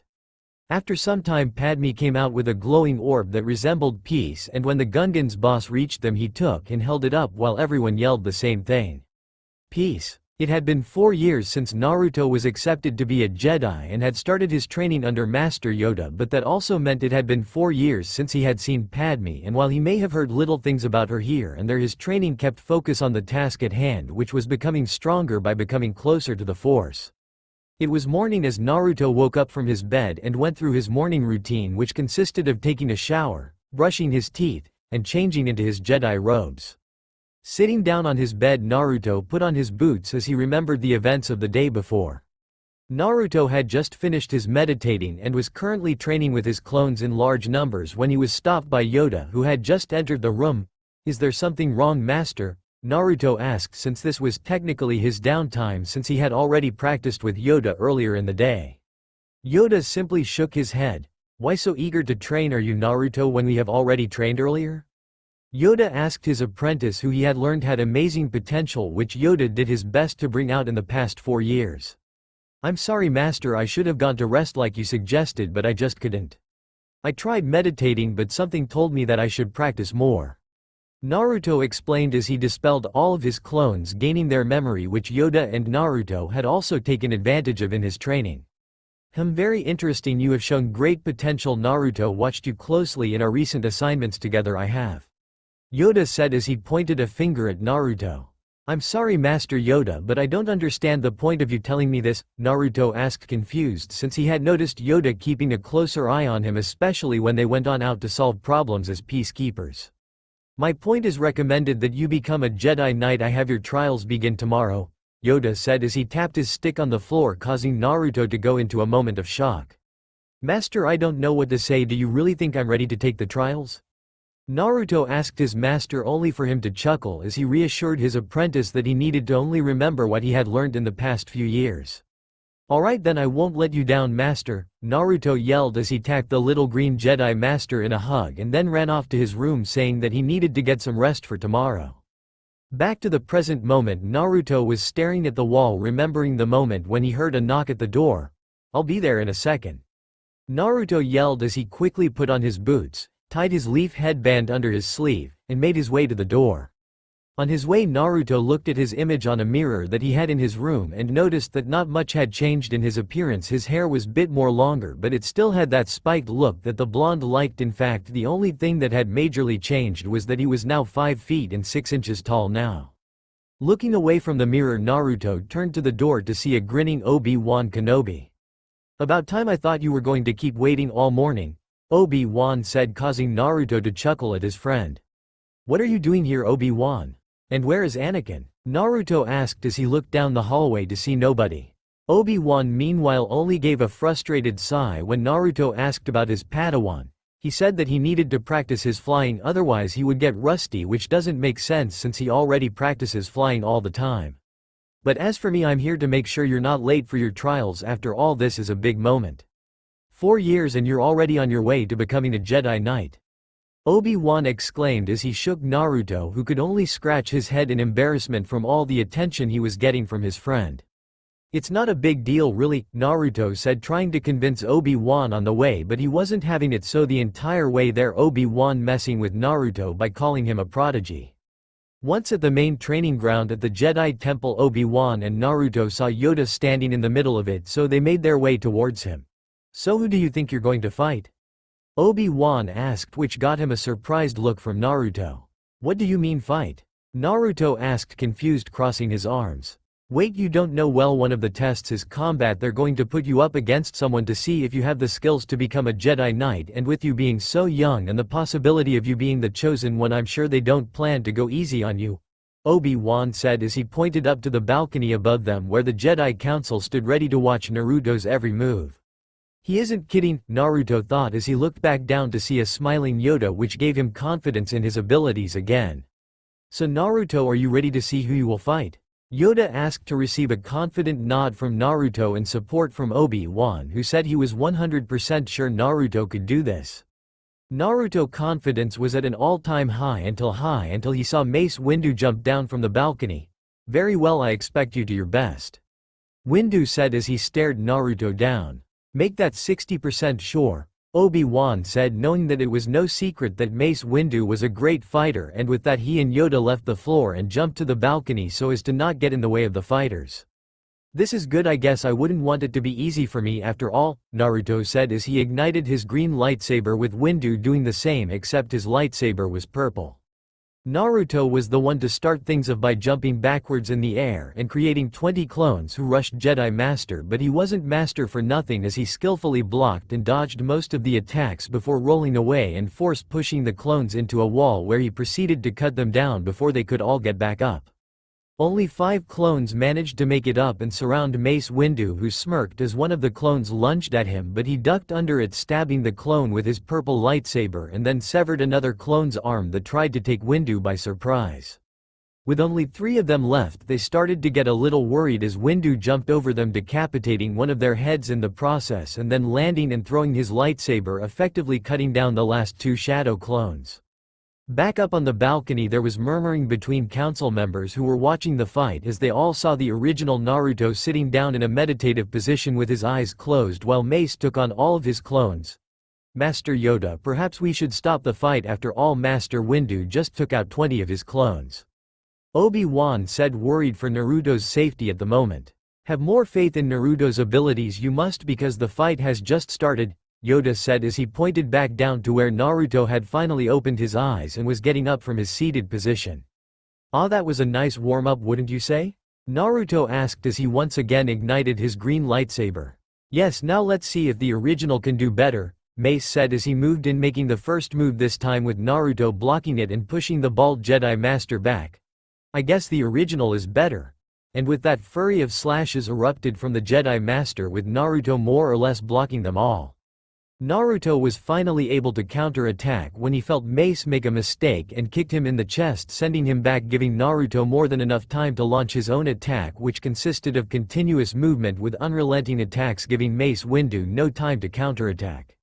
For a while it seemed as though Naruto had him on the ropes until they met in stalemate in the middle, and it was now a battle of wills as Naruto ferociously fought against him, forcing Windu to use the force to push him back, but Naruto was ready as he also tried to force push him back. Neither side wanted to give any ground to the other side, but eventually one side did, and it was Mace who was sent flying and was barely able to get up in time to dodge Naruto, who was in the air with a Rasengan that was as big as him. Giant Rasengan. Naruto yelled as the attack caused a huge explosion when it hit the ground. When the dust cleared, Mace Windu was feeling somewhat tired as he looked for Naruto but couldn't see him, so he immediately turned around expecting Naruto to try and get his back, but once he turned around, Naruto released his transformation that made him look like a piece of rubble from the explosion and rushed behind him holding his lightsaber right next to his neck. "It's over," Naruto stated in a serious voice as Mace nodded and turned his lightsaber off, showing that he gave up, giving Naruto the victory. After the Jedi Council had made their decision, Naruto was called inside the council room, which was why he was standing in the middle of the room right now. "Naruto, you have proven yourself to be quite strong in the Force and versatile in combat, if what we saw is any proof of that," started Ki-Adi-Mundi stated, breaking the sentence, letting the another of the council continue off what he was saying, and this time it was Shakti. "But from what we have heard, you have yet to ever take a long assignment by yourself, which is why we the council feel it is necessary for you to do this before giving you the rank of Jedi Knight." She continued, waiting to see how Naruto would respond, and to the council's pleasure Naruto simply nodded, since he agreed that he had indeed never taken a long assignment by himself and that every assignment he was sent on was either short or he was sent with Yoda, who could oversee things in case it went wrong.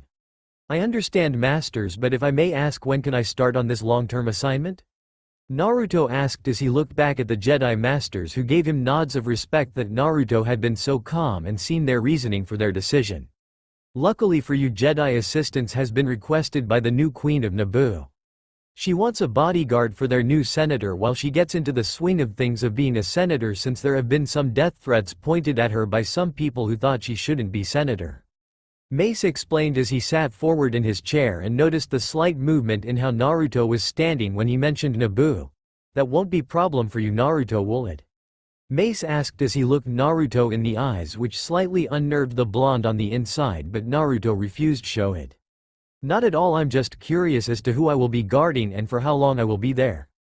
Naruto asked because in truth this answered his problem of how he was going to meet Padme after all these years of not seeing her. Now he just needed to find her when he got to Naboo. "We were not given the name of the senator, only that she will be waiting for you when you land, and as for how long you will be there, given the amount of threats she has received, we have decided that it would be best that you stay there for 1 year to make sure that none of these threats occur," Mace said, to which the other masters in the room nodded in agreement. "Alright, when do I start?"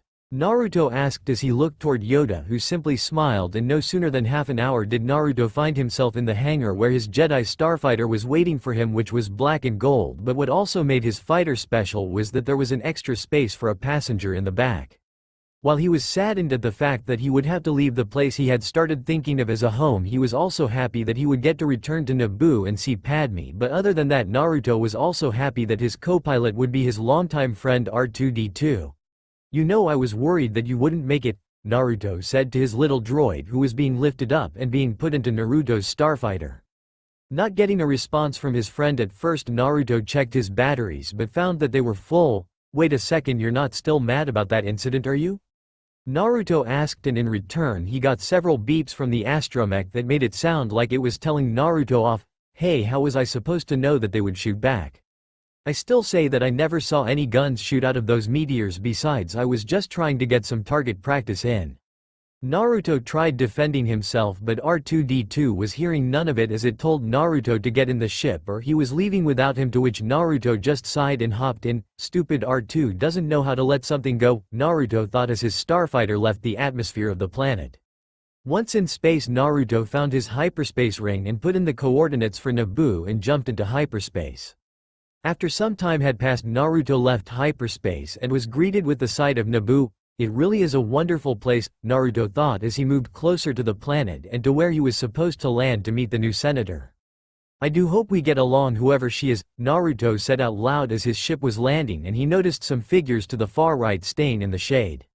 Jumping out of the starfighter with R2 right behind him, Naruto made his way closer when he noticed that one of the people looked like what must have been the new queen of Naboo and the other looked like Padme from where he was standing. Wait, holy shit, that is Padme, what's she doing here? Naruto thought as he walked up to them and bowed to the queen and smiled toward Padme. Sorry to have kept you waiting. Me and R2 got into a disagreement, but we settled it on the way here, so where is the senator that I'm supposed to protect? Naruto asked the queen, only for Padme to step forward. The new senator is me, so you'll be protecting me just like old times, right? Padme said as she gave Naruto a smirk. My queen, I can take it from here, besides Naboo needs to get used to you being the new queen. Padme finished and led Naruto to her home. Naruto looked around and realized that he remembered where they were. Padme, do you still have your same house? Naruto asked, to which Padme nodded. Of course I still have it, after all I was the best queen of Naboo so far. But was cut off as she let out a yelp of surprise as Naruto grabbed her bridal style and started to pump the force into his legs as he jumped across building at a fast pace until they reached her house. There you go, we're here now, Naruto exclaimed as he let Padme down, who hid a blush that had formed across her face at being so close to Naruto as he was running and holding her at the same time. Yeah, well, just next time tell me when you're going to do that. And what about R2? Padme asked as she opened the door and went inside but remaining within earshot. Oh, R2, I made a clone to carry him here, they'll be here soon, Naruto said as he quickly formed a shadow clone to go and get R2. Oh, that's nice. Anyways, why don't you get inside already so we can catch up? My droids have been making a meal that I know you'll love, Padme shouted back from the kitchen. Hearing this, Naruto rushed inside, telling himself it couldn't be, and yet there it was, 2 bowls of ramen, one for Naruto and one for Padme, sitting at the table. Seeing this, Naruto almost cried tears of joy, since there had been no ramen at the Jedi Temple and it had been so long since he had eaten the food of the gods. Thank you, Padme, Naruto shouted and then dug into his bowl while Padme ate her much smaller bowl much slower than the young Jedi in front of her. So how was the Jedi Temple and training under Master Yoda? Padme asked when she had seen Naruto was finally finished with his food, and so Naruto informed her of all the things he had done at the Jedi Temple, which took some time since when he finished it was starting to get dark outside. Wow, that's amazing, Naruto, it sounds like you've gone through quite the amount of things. Everything's been basically the same here, except without you it's quieter and not as interesting, Padme said as she looked down at the ground only to hear Naruto laugh at what she was saying. You don't give yourself enough credit, Padme. I mean, you were the queen of an entire planet and now you're their senator. You mean a lot to the people here, Padme, and I don't know what they would do without you, Naruto said as he smiled, lifting her spirits up with what he said until he looked at the clock and saw that it was 11 and that he might get something over with. Padme, about these threats, what has been going on? Naruto questioned Padme as the Naruto in front of her had changed into a more mature version of himself as his voice grew more serious. It's nothing really, just letters from some cowards. I tried to reach out to them and solve it peacefully, but all I got in return were more angry letters, Padme said and then yawned as though it weren't a big deal and was just shrugging it off. Padme, you should go to sleep. I'll keep watch with my shadow cones, but before that I would like to read these letters, Naruto said, looked out at the darkening sky, and Padme simply nodded, figuring that Naruto was just worrying about her safety. So she went upstairs, grabbing the letters that she had kept and brought them downstairs before returning upstairs to go to sleep, locking her door. Naruto in the meantime had created enough shadow clones to surround the house while he sat down at the table and read the letters, and to say that he was getting worried was an understatement, since some of them were serious threats of what they would do to her if they ever got their hands on her. These people are insane, Naruto thought as he continued to read them, and then promised himself that he would always be with Padme even if she didn't take some of these threats seriously. So for the next 2 months that's exactly what Naruto did, never leaving Padme's side for a second, even when she was doing her senator work, and for a little bit Naruto was thinking that the letters weren't serious threats since they had stopped coming and Naruto had not sensed anyone around her with bad intentions. But that all changed when one day they arrived at the house and they were followed by 2 speeders that stopped behind them. Naruto watched as several people got out of each speeder, and all the people were wearing all black including masks except for one person who stood in front of the group wearing a black mask with a big red X going through it. Leave now, our business is with the former queen, the man said as they all brought out rifles that were hidden behind their backs and pointed them at Naruto, trying to intimidate him. Padme, go inside and hide, this could get dangerous, Naruto whispered to Padme, to which she nodded and ran toward the door when one of the men got brave and tried to shoot her in the back, but it was redirected into the ground courteous to Naruto now ignited green lightsaber, shocking the group that the former queen was under the protection of a Jedi. You should all go now before this gets out of hand, Naruto stated as he created shadow clones in the surrounding area, giving Padme more than enough time and protection to get in the house, where once inside she ran to her room and grabbed her hidden pistol that she always kept in case of emergencies. Unfortunately, they didn't listen as the one in charge ordered them to open fire on the young Jedi, which was exactly what they did, but to no avail as Naruto and his shadow clones managed to deflect all of the gunfire away from them until they ran out of ammo. Once out of ammo, Naruto used the force to push them back, making them lose their grips on their blaster rifles, which Naruto and his clones used this to their advantage as they rushed them, and using their lightsabers managed to only cut in half each of their blaster rifles. With them no longer posing a threat, Naruto turned off his lightsaber and dispelled all of his clones. If I were you, I would take this chance to leave, Naruto said as he turned his back, only for a few seconds later to hear the sound of speeders and a voice of into the distance yell at him that this would not be the end. Going inside the house, Naruto slowly made his way up to Padme's door and opened it, only to have a pistol shoved in his face until Padme noticed that it was Naruto and she dropped it while apologizing to Naruto. No need to say you're sorry, I probably should have knocked on the door, Naruto said, stopping her as he let out a sigh, still thinking of what the man said about this not being the end. So what happened out there? Padme asked as sat down on her bed, curious as to how the blonde had dealt with them since she had heard multiple blasters going off. I destroyed their weapons and told them to leave, Naruto stated simply as he leaned on the wall looking at Padme. But what worries me is that the leader of the group said that this wasn't the end, and I'm worried as to how far he intends to go with this. Also, I don't even know his reasoning for these attacks, it just doesn't make sense, Naruto said loudly as he took his eyes off Padme and looked the other way toward a window at the sky as if he would find an answer there. Seeing this, Padme was going through multiple ideas in her head to try and help Naruto when a light bulb went off in her head. I know we could leave to Lake Country and let things cool down here, Padme voiced her thoughts. What about your work? Naruto asked, turning his head. And how secluded is the place we would be going? After all, they could just follow us, Naruto continued, not all too sure about this plan. Relax, Naruto, I'm done with all my work until I have to go to Coruscant. The stuff I'm doing here is just helping the new queen adjust to her role as queen, which she is, and getting used to my new role as senator, which will be easier once this whole threat on my life is over and I can go to the Senate, Padme said as she brought out a suitcase and started to load a bunch of clothes in it. Also, the place we'll be staying at is really secluded, no one knows about it since it's just a small little island out in the middle of nowhere, and I'm sure that if you sent your clones out as a distraction, then we could just sneak out without anyone following us, Padme concluded as she continued packing clothes into her suitcase until she stopped to look at Naruto. So are you coming? Well, I wouldn't be much of a protector if I didn't come now, would I? Naruto said as he smiled and helped her finish pack up as he sent a shadow clone to go pack his own clothes, which wouldn't be so difficult since he really just wore the exact same thing, just sometimes with the Jedi robe if he wanted to look extra awesome in his opinion.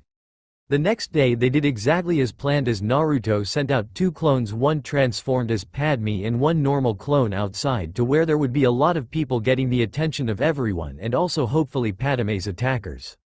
Meanwhile, the real Padme and Naruto had decided to leave R2 here with the house so that he could monitor the house and notify them if those people returned, while they sneaked off toward a small submarine that took them toward where they were going.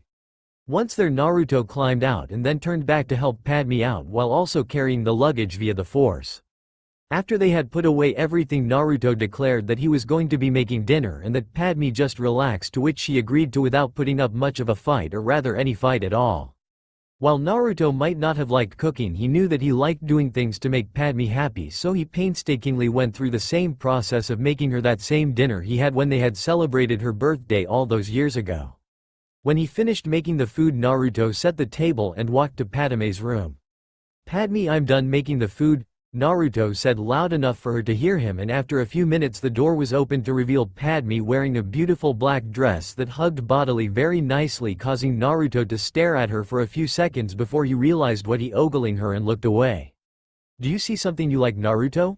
Padme asked as she took a few steps closer to Naruto, invading his personal space so that there was only a couple inches between them. You know, if you stare at me like that I might start thinking that you want something, she said as she had a big smile on her face before suddenly turning away and walking toward the dining room. Of course I wouldn't really be opposed to something like that, she finished teasing the blonde as she walked further away, leaving Naruto standing there in a momentary sad of shock until he finally realized what had happened and began waking to the dining room as well. Once there they enjoyed a wonderful meal while drinking some wine. Okay, lots of wine with some small talk in between, but Naruto could just not get it through his mind how beautiful she looked right now. After they were done eating, Naruto created some shadow cones to put the dishes away, while Padme led him outside saying that she wanted to show him something. You know, I used to come here when I was a little kid. My parents would bring me out here and I would swim in the water. I would always try to get to those islands over there but never make it, so my parents would have to drag me back in, Padme said as she laughed and pointed to an island into the distance.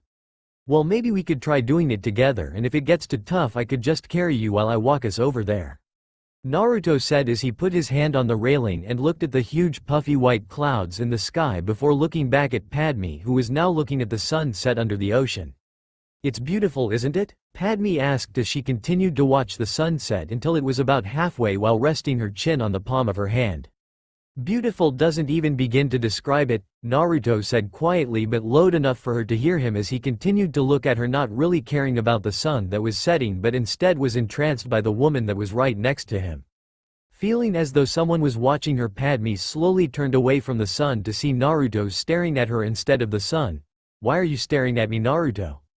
Padme asked while smiling but was taken back when without hesitation Naruto suddenly kissed her.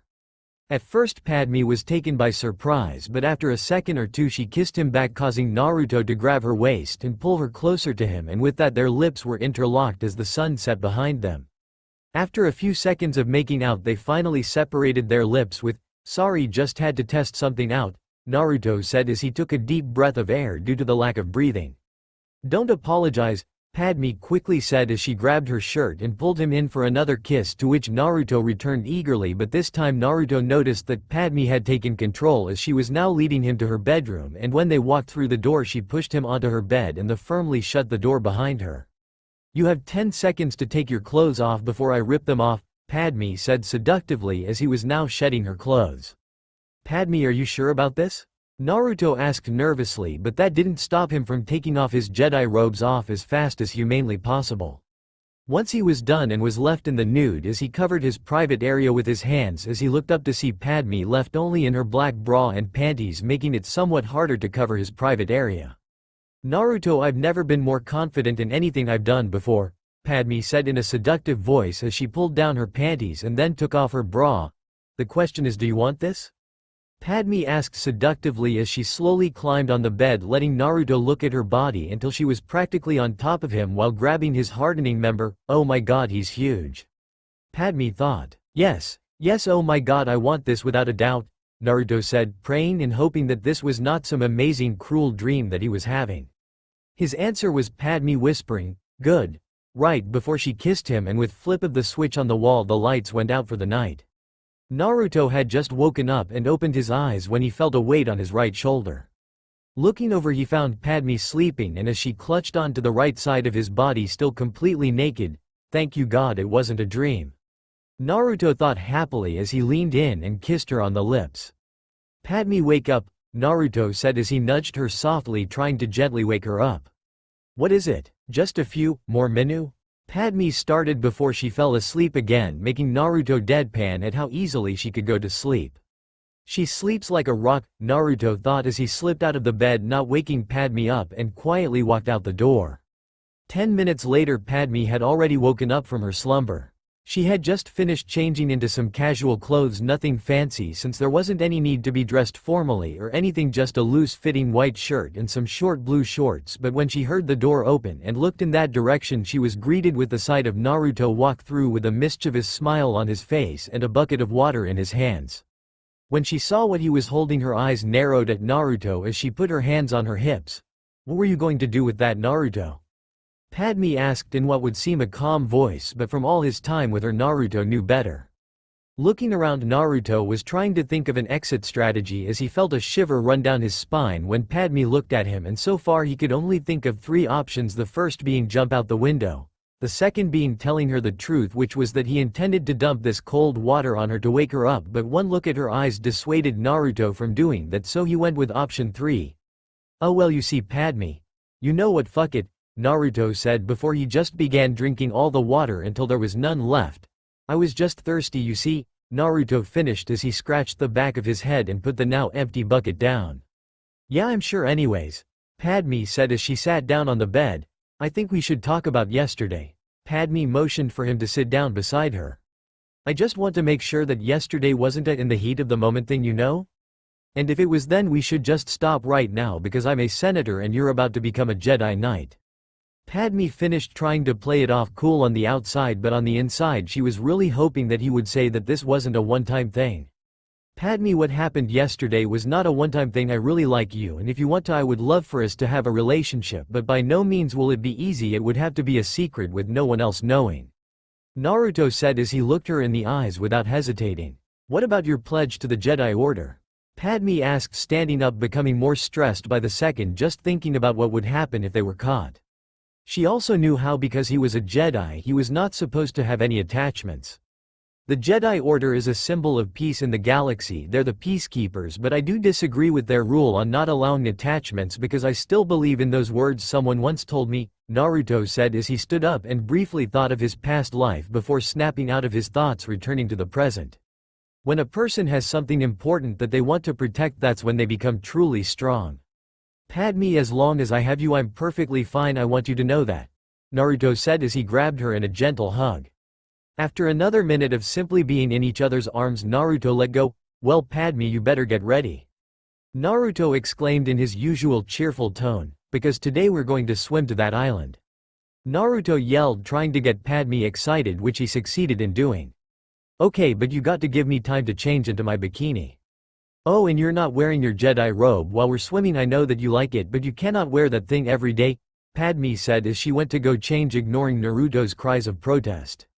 Naruto was outside waiting for Padme, wearing his Jedi robe as usual as he walked back and forth trying to come up with a solution to his problem. This is so unfair. Why can't I wear my Jedi clothes? It's the only thing I've got.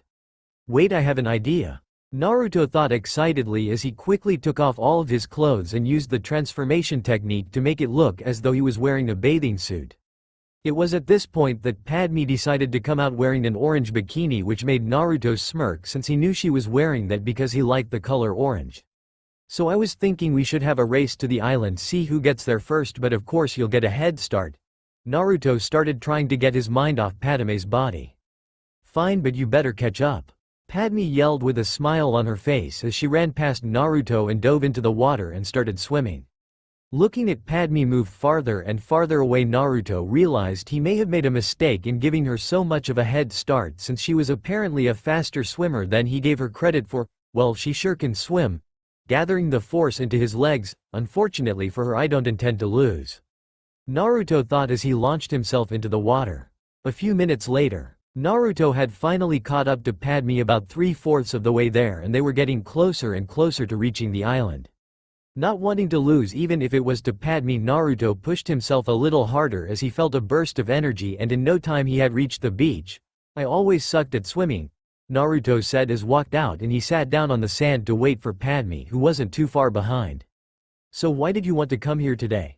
Padme asked when she finally reached the shore and sat down next to Naruto, still panting from the long swim. What are you talking about? Didn't you have fun? Naruto asked as he got up and looked back at the still tired Padme. Hey, maybe we shouldn't have raced after all. You think? Padme told the blonde sarcastically. Either way, I think I get why sometime it's nice to just let go and have some fun, even if it's a race, right? Padme finished in a nicer tone. Yeah, now you got it, Naruto agreed as he looked at the birds flying around. So you want to swim back? Naruto asked with a smirk on his face as he looked at the tired figure of Padme. Shut up, Naruto. 7 months later, the day had finally come. The day for Naruto and Padme to return, and they both knew it. They had both heard nothing from R2 in all this time, so they had to assume that there had been no attacks since they left. Maybe they just gave up, tried an optimistic Padme as they got into their small submarine that would take them back. All I know is that I have a bad feeling about this, Naruto said seriously as they left their safe haven. After all, you can't hide forever. Back at the house, Naruto was very tense when they arrived back at Padme's house. Hell, he was on edge. For the first month that they were there he rarely slept and he routinely checked up on her, and it was starting to get on Padme's nerves. "Naruto, will you just relax?" They obviously gave up. Padme yelled at him when they arrived home late one evening because of a huge storm had passed now. "Yeah, but what if they're still out there waiting?" Naruto tried to argue, but Padme was hearing none of it. "Where are you going?" Naruto called after her. "I'm going to sleep. You can come upstairs to sleep when you admit that there is no danger." Padme yelled downstairs as she slammed the door shut behind her. "Maybe she's right," Naruto thought as he walked into the kitchen. "Maybe it's all in my head. I need something to drink." Naruto finished his train of thought when he saw a glass filled with some liquid which Naruto presumed to be some type of juice on the table. Figuring that maybe Padme had left it there on accident at some point, Naruto walked up to it and drank it, but immediately felt something wrong as he could feel himself become weaker. "What's going on?" Naruto thought as he fell to the floor, barely hanging onto consciousness, when he saw the front door bust open and some men in black came charging in, going upstairs to where Padme was. "Padme?" Naruto thought weakly as he saw the men bust down her door and then carry Padme out, who was wearing her nightgown. "Have to help her. Have to save her," were Naruto's only thoughts as he slowly gathered his strength and tried pulling himself up, but nearly fell back down his first attempt as his arms almost gave out. Grabbing the wall for support, Naruto had much better success his second attempt. Slowly walking toward the door with his lightsaber drawn, Naruto almost fell over but quickly steadied himself, allowing energy from the force to flow through him, giving him strength. Once outside, the only thing Naruto could see was a speeder leave the house and hear Padme's distant cries of help and her shouting his name, but luckily for Naruto some of them hadn't gotten in their other speeder, so Naruto quickly gathered the force and lifted the speeder up before slamming it down to the ground in front of the band of kidnappers. "Tell me where they went and no one has to get hurt, but if you don't you won't be walking away from this," Naruto shouted at them. Unfortunately, they weren't smart enough to take the chance and instead drew their blaster and opened fire on Naruto.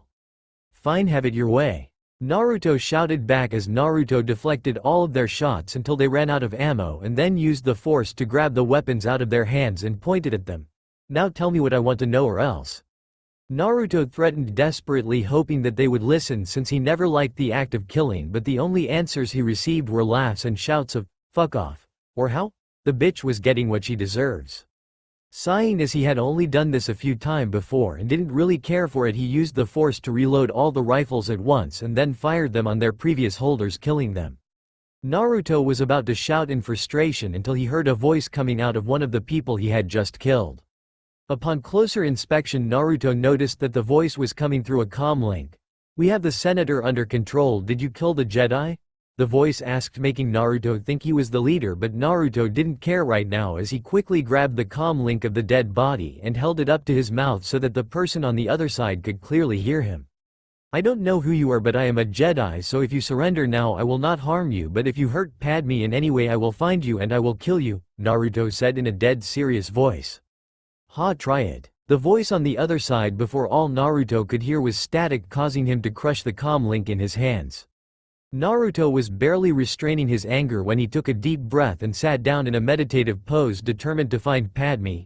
"Where are you, Padme?" Naruto thought as he reached out through the force trying to find her location. After 5 minutes, Naruto suddenly opened his, "Found her," was all Naruto shouted before he began sprinting in the direction that he felt her energy. "Please don't let me be too late," Naruto thought as he continued to increase his pace, making him look like a blur. Meanwhile with Padme, she was just waking up as she was being dragged across the floor by a rope that was tied around her wrists, and from what she could see she was being taken to some old building, but what surprised her were the tanks outside that looked like the ones the Federation used in their invasion. "How do they have those? I ordered that they be disposed of," Padme thought.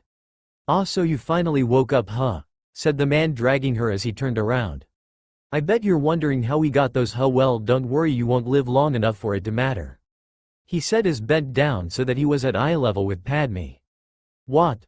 Water please," Padme whispered out as she felt so thirsty that it felt like she would die, but she did notice one thing: the man in front of her had a black mask like the other, but his had a big red X going through his black mask.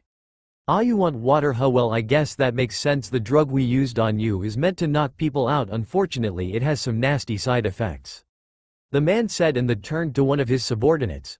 "You give me a bottle of water. After all, we don't want her to die, yet." Not in a hurry to die, the man quickly grabbed a bottle of water out of his pack and gave it to his leader. "There you go, drink up, after all it might be your last drink ever," the man said as he gave Padme the water, but what he didn't expect was for Padme to drink some water and then spit the rest out in his face and then kick him in the nuts and then try to run. Unfortunately for Padme, she only got a few steps away before she was hit in back by a stun gun. "I would appreciate if next time you don't run away," the man shouted angrily as he kicked her in the face, knocking her out and giving her a small cut on the side of her face. After a while, Padme woke up and looked around and noticed that one, she was no longer being dragged, and two, she was in some strange building. She also saw several people standing around with weapons, all with black masks on. "What's going on?" Padme thought as she tried to move but found that she couldn't because she was tied to a pole that was stuck into the ground. Padme was about to scream for help when she was punched in the stomach by the man wearing the black mask with a red X on it, knocking the air out of her. "Don't bother, no one can hear you and your precious little Jedi friend can't help you now," the man in front of her said, trying to scare her. "You probably don't know who I am, so let me introduce myself. My name is Vizio," he said as he took off his mask to reveal a man with short brown hair and scar running down the side his face. "The reason that you're here now is because of you and your peace-loving attitude. Let me ask you, when the Federation took over, we the people tried to fight back, but where was the military, huh? Where were they when civilians were dying in the street to protect their home?" Vizio snapped as he slapped Padme across her face, causing the cheek that he slapped to turn red and for tears to form at the edge of her eyes. One of us here lost something dear to us because you told our military to not fight back, and while you fled to Coruscant, and now it's time to pay with your life." 10 minutes earlier, outside the building, Naruto had no idea how long he had been chasing after Padme's captors. All he knew was that they had been in a speeder for a majority of the time, making it incredibly difficult for Naruto to catch up to them on foot, even if he was using the Force to increase his speed. Naruto was starting to get tired until he sensed them slow down and come to a stop at some strange building that was surrounded by Federation tanks, only they looked a little old and beat up. "I finally caught up," Naruto said as grin spread across his face for a second as he surveyed the surrounding area. "Now there's the choice on how to go about this." "Okay, I got it," Naruto thought as he got out from his hiding position into the open. It wasn't long until he was spotted and everyone began pointing their weapons at him. "I am a Jedi and you are all under arrest for the kidnapping of Senator Padme Amidala. If you give up now, I'll arrest you and put you in prison, but if you don't surrender, then it will not end well for any of you." Naruto finished, not really expecting any of them to surrender, so he wasn't surprised when the tanks began opening fire, making him have to dodge the blast. "Have it your way then," Naruto shouted as shadow clones began appearing, each of them creating their own Rasengan and slamming it into different tanks. Naruto was cutting down everyone in his path until he got to the front door and Force pushed it so hard that the wall surrounding the door was also taken down, surprising the shit out of the people on the other side, who had fallen on their back in fear, as some of them could swear that they saw for a brief second a golden aura appear around the Jedi. Meanwhile, with Padme, Vizio had just received word about what was happening outside, and the occasional explosion didn't help the sinking feeling he was having in his stomach. "No, it's not possible. One man, even a Jedi, can't take on that many people," Vizio thought as he clenched his fists in anger at the thought of his whole plan ending in failure here. "So you're just going to kill me?" Padme said, looking back up and noticed Vizio coming closer. "To answer your question, yes, we will kill you, but don't expect it to be a quick death. No, your death will be slow as repayment for everyone that died that day," Vizio said as he punched in the stomach again and swiftly cut down the rope that was holding her to the pole, making her fall to the ground. Padme, even when dazed from the punch, had enough sense to back away from Vizio, who was now holding a knife. "Get away from me. No, stop, let me go. Naruto, please help," Padme yelled as she tried to get away, but Vizio grabbed her by the arm and pulled her back to the middle of the room. With Naruto was fighting several gunmen with his lightsaber when he heard, "Naruto, please help," making him widen his eyes in shock. "That's it, enough," Naruto shouted as he force pushed everyone away and created a giant Rasengan which he used to smash all the walls in his way toward Padme's voice. And back with Padme. "Please don't run away from me, Senator Amidala, I would hate to hurt you," Vizio yelled as he kicked her in the stomach and would have continued but was stopped by the wall behind him exploding. Walking through the hole in the wall was Naruto, who when he looked at the state Padme was in wasted no time in taking out his lightsaber and cutting through any soldiers that were around them and then delivering a powerful punch at Vizio, causing him to go flying backwards. Now that Vizio was the only one left, he was backing away in shock as he thought he saw gold flames come off Naruto's body. I guess some things you just have to do yourself. My dream won't end here, I will create a government in my image. Vizio yelled as he regained his composure and pulled out a sword. This sword was made in the times of the Old Republic, it can even go up against your lightsaber. I bought this just in case I had to fight you Jedi. Vizio snarled at Naruto. Naruto simply ignored what he was saying and quickly went on the offensive, doing a backflip over him, and when he landed, cutting him on both arms and his legs, making it incredibly difficult for Vizio to lift his sword and making him fall to his knees. What's the matter? It barely looks like you can hold your sword here, let me help you with that. Naruto said, and in on swift motion cut off Vizio's hand that was holding the sword. Vizio screamed in pain as he fell backwards onto the floor holding onto his arm. My hand, you fucking bastard, you cut off my hand. Vizio yelled and continued screaming in pain until he was kicked upside the head by a passing Naruto, which made him briefly shut up. Padme, I'm sorry I wasn't able to protect you, Naruto whispered as he picked up a shaking Padme, who quickly latched onto him, not wanting to let him go. We're leaving this place, Naruto said as he jumped up to an open window. What about me? You're a Jedi, you're just going to leave me here? Vizio yelled as a last attempt to not die. My clones found your armory, they have dealt with all of your followers and have planted bombs all over the place. You and this place will be forgotten in the explosion, so don't worry, you won't feel a thing, which is more than you deserve. Was all that Naruto said before jumping out of the window, and when he was far away enough he signaled to one of his clones to blow it up, and with that the threat was officially dealt with. Back at the house, Naruto went inside Padme's room and tucked her into bed under her sheets. Naruto was about to leave the room thinking she was asleep when he felt Padme grab his hand. Please don't go, she whispered, to which Naruto simply nodded and got under the sheets with her. It was not too long after that Padme began to cry again as she held onto Naruto. He was going to K, Padme said as she sobbed, but was interrupted by Naruto, who hugged her tightly, not letting her finish her sentence. Don't worry Padme, they're gone now, they'll never hurt you again, I promise, Naruto said as he held her close and Padme nodded, slowly falling asleep in his arms. Naruto soon followed, but not before creating a mass number of shadow clones to watch over them as they rested. The next day Padme was the first to wake up and noticed that she was lying down next to Naruto. It took her a few seconds until she remembered what happened last night, and for a few seconds she panicked until she remembered how Naruto had been there to save her. No matter what, you always try your hardest for me, huh Naruto? And you never let anything bring you down either. Padme thought as she slowly got out of bed, making sure not to wake up Naruto, and looked out her window only to gasp in shock as literally the entire house was surrounded by copies of the blonde sleeping on her bed. There were so many that Padme couldn't even count them. It was not too long until Naruto woke up from his slumber only to see Padme wasn't next to him, so he jumped out of bed, running downstairs, let out a sigh of relief when he saw Padme sitting in a chair at the table. Padme, you should be resting, Naruto stated, still feeling guilty that at least in his mind he had let those men kidnap her in the first place. I couldn't get any sleep, Padme stated simply as she stared at a spot on the table. Padme, if you need to talk it's okay. I'm here for you, Naruto said as he sat down, but guilty nagging voice in his head simply reminded him about how he wasn't there for her the other day. Padme said nothing for a few seconds before she sighed deeply and finally spoke. I felt so weak, Naruto, when I was captured. My only hope was that you would save me. I couldn't do anything myself and I hate that. Padme raised her voice as she punched the table. I never want to feel that helpless again. After what Padme said, Naruto was momentarily in shock as he didn't know how to react, but thankfully he knew exactly how to react to what Padme said next.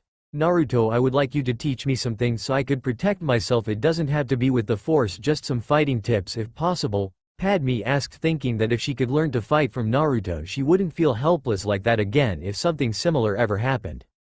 Yeah sure, and I know just what to start off with, Naruto said as he smiled. 2 months later. It was 2 months later, and in that time Naruto had been getting Padme in better shape so that he could teach her hand-to-hand combat, but not only that, he was also able to talk to Padme about what happened and help her recover and get over it what happened to her. Now though, Naruto had to return to Coruscant and hopefully become a Jedi Knight. Naruto was currently sitting on top of his starfighter with Padme right next to him. "You know I'm going to miss you," Naruto said as he stared at the sky. "Don't be so dramatic," Padme said as she smirked. "Besides, I'll be there soon, I just got to pack some of my stuff, you know?" She finished as she brushed some of her hair out of her face. "Either way, I want R2 to stay with you, it'll make me feel better and I think I can survive the trip home by myself," Naruto said as he pressed a button on his ship and the hatch opened up, but before Naruto could hop inside, Padme turned him around and proceeded to kiss him. "We'll finish this later when I get to Coruscant," Padme said when they separated and let him go so he could get into his ship. "Goodbye," Naruto said as his starship lifted up a few feet and turned away from Padme, continued to ascend higher and higher until Padme couldn't see the starship anymore. "Goodbye, Naruto," Padme whispered to herself when she felt R2 bump into her and begin beeping and whistling. "Don't worry R2, we'll see him soon." Coruscant. Naruto had just arrived when he had been notified that the council wanted to see him immediately. "I guess I should get going," Naruto told himself as he turned the corner and began running toward the Jedi Council room. Once there, Naruto realized he was slightly nervous as he entered the room, but Naruto quickly overcame it when he stood in front of all the masters. "Naruto, we have contacted the new senator. She says that your mission was a complete success, so we as a council have decided to grant you the rank of Jedi Knight. Do you accept?" Mace Windu stated in his usual tone of voice. "Yes, Master, I accept," Naruto answered with a smile on his face. "Go you may." Naruto, "Tired you must be," Yoda told his former apprentice, feeling some pride in the fact that Naruto, who he had trained, was already a Jedi Knight. "Thank you, Master," was all Naruto said, leaving the room, but as soon as he left, all the members heard a shout of "yes" from the new Jedi Knight. "Do you think we have made a mistake?" Mace asked when hearing Naruto's shouts of joy. "No, we have not. He is still a child in some ways, but I believe that when it comes down to it he will be greater than all of us," Shakti answered, to which most of the other master nodded their heads, agreeing, since there was just something special about the blonde Jedi Knight. It made some want to believe in the young Jedi. That's all for now. If you enjoy this video, then please like, share and do comments.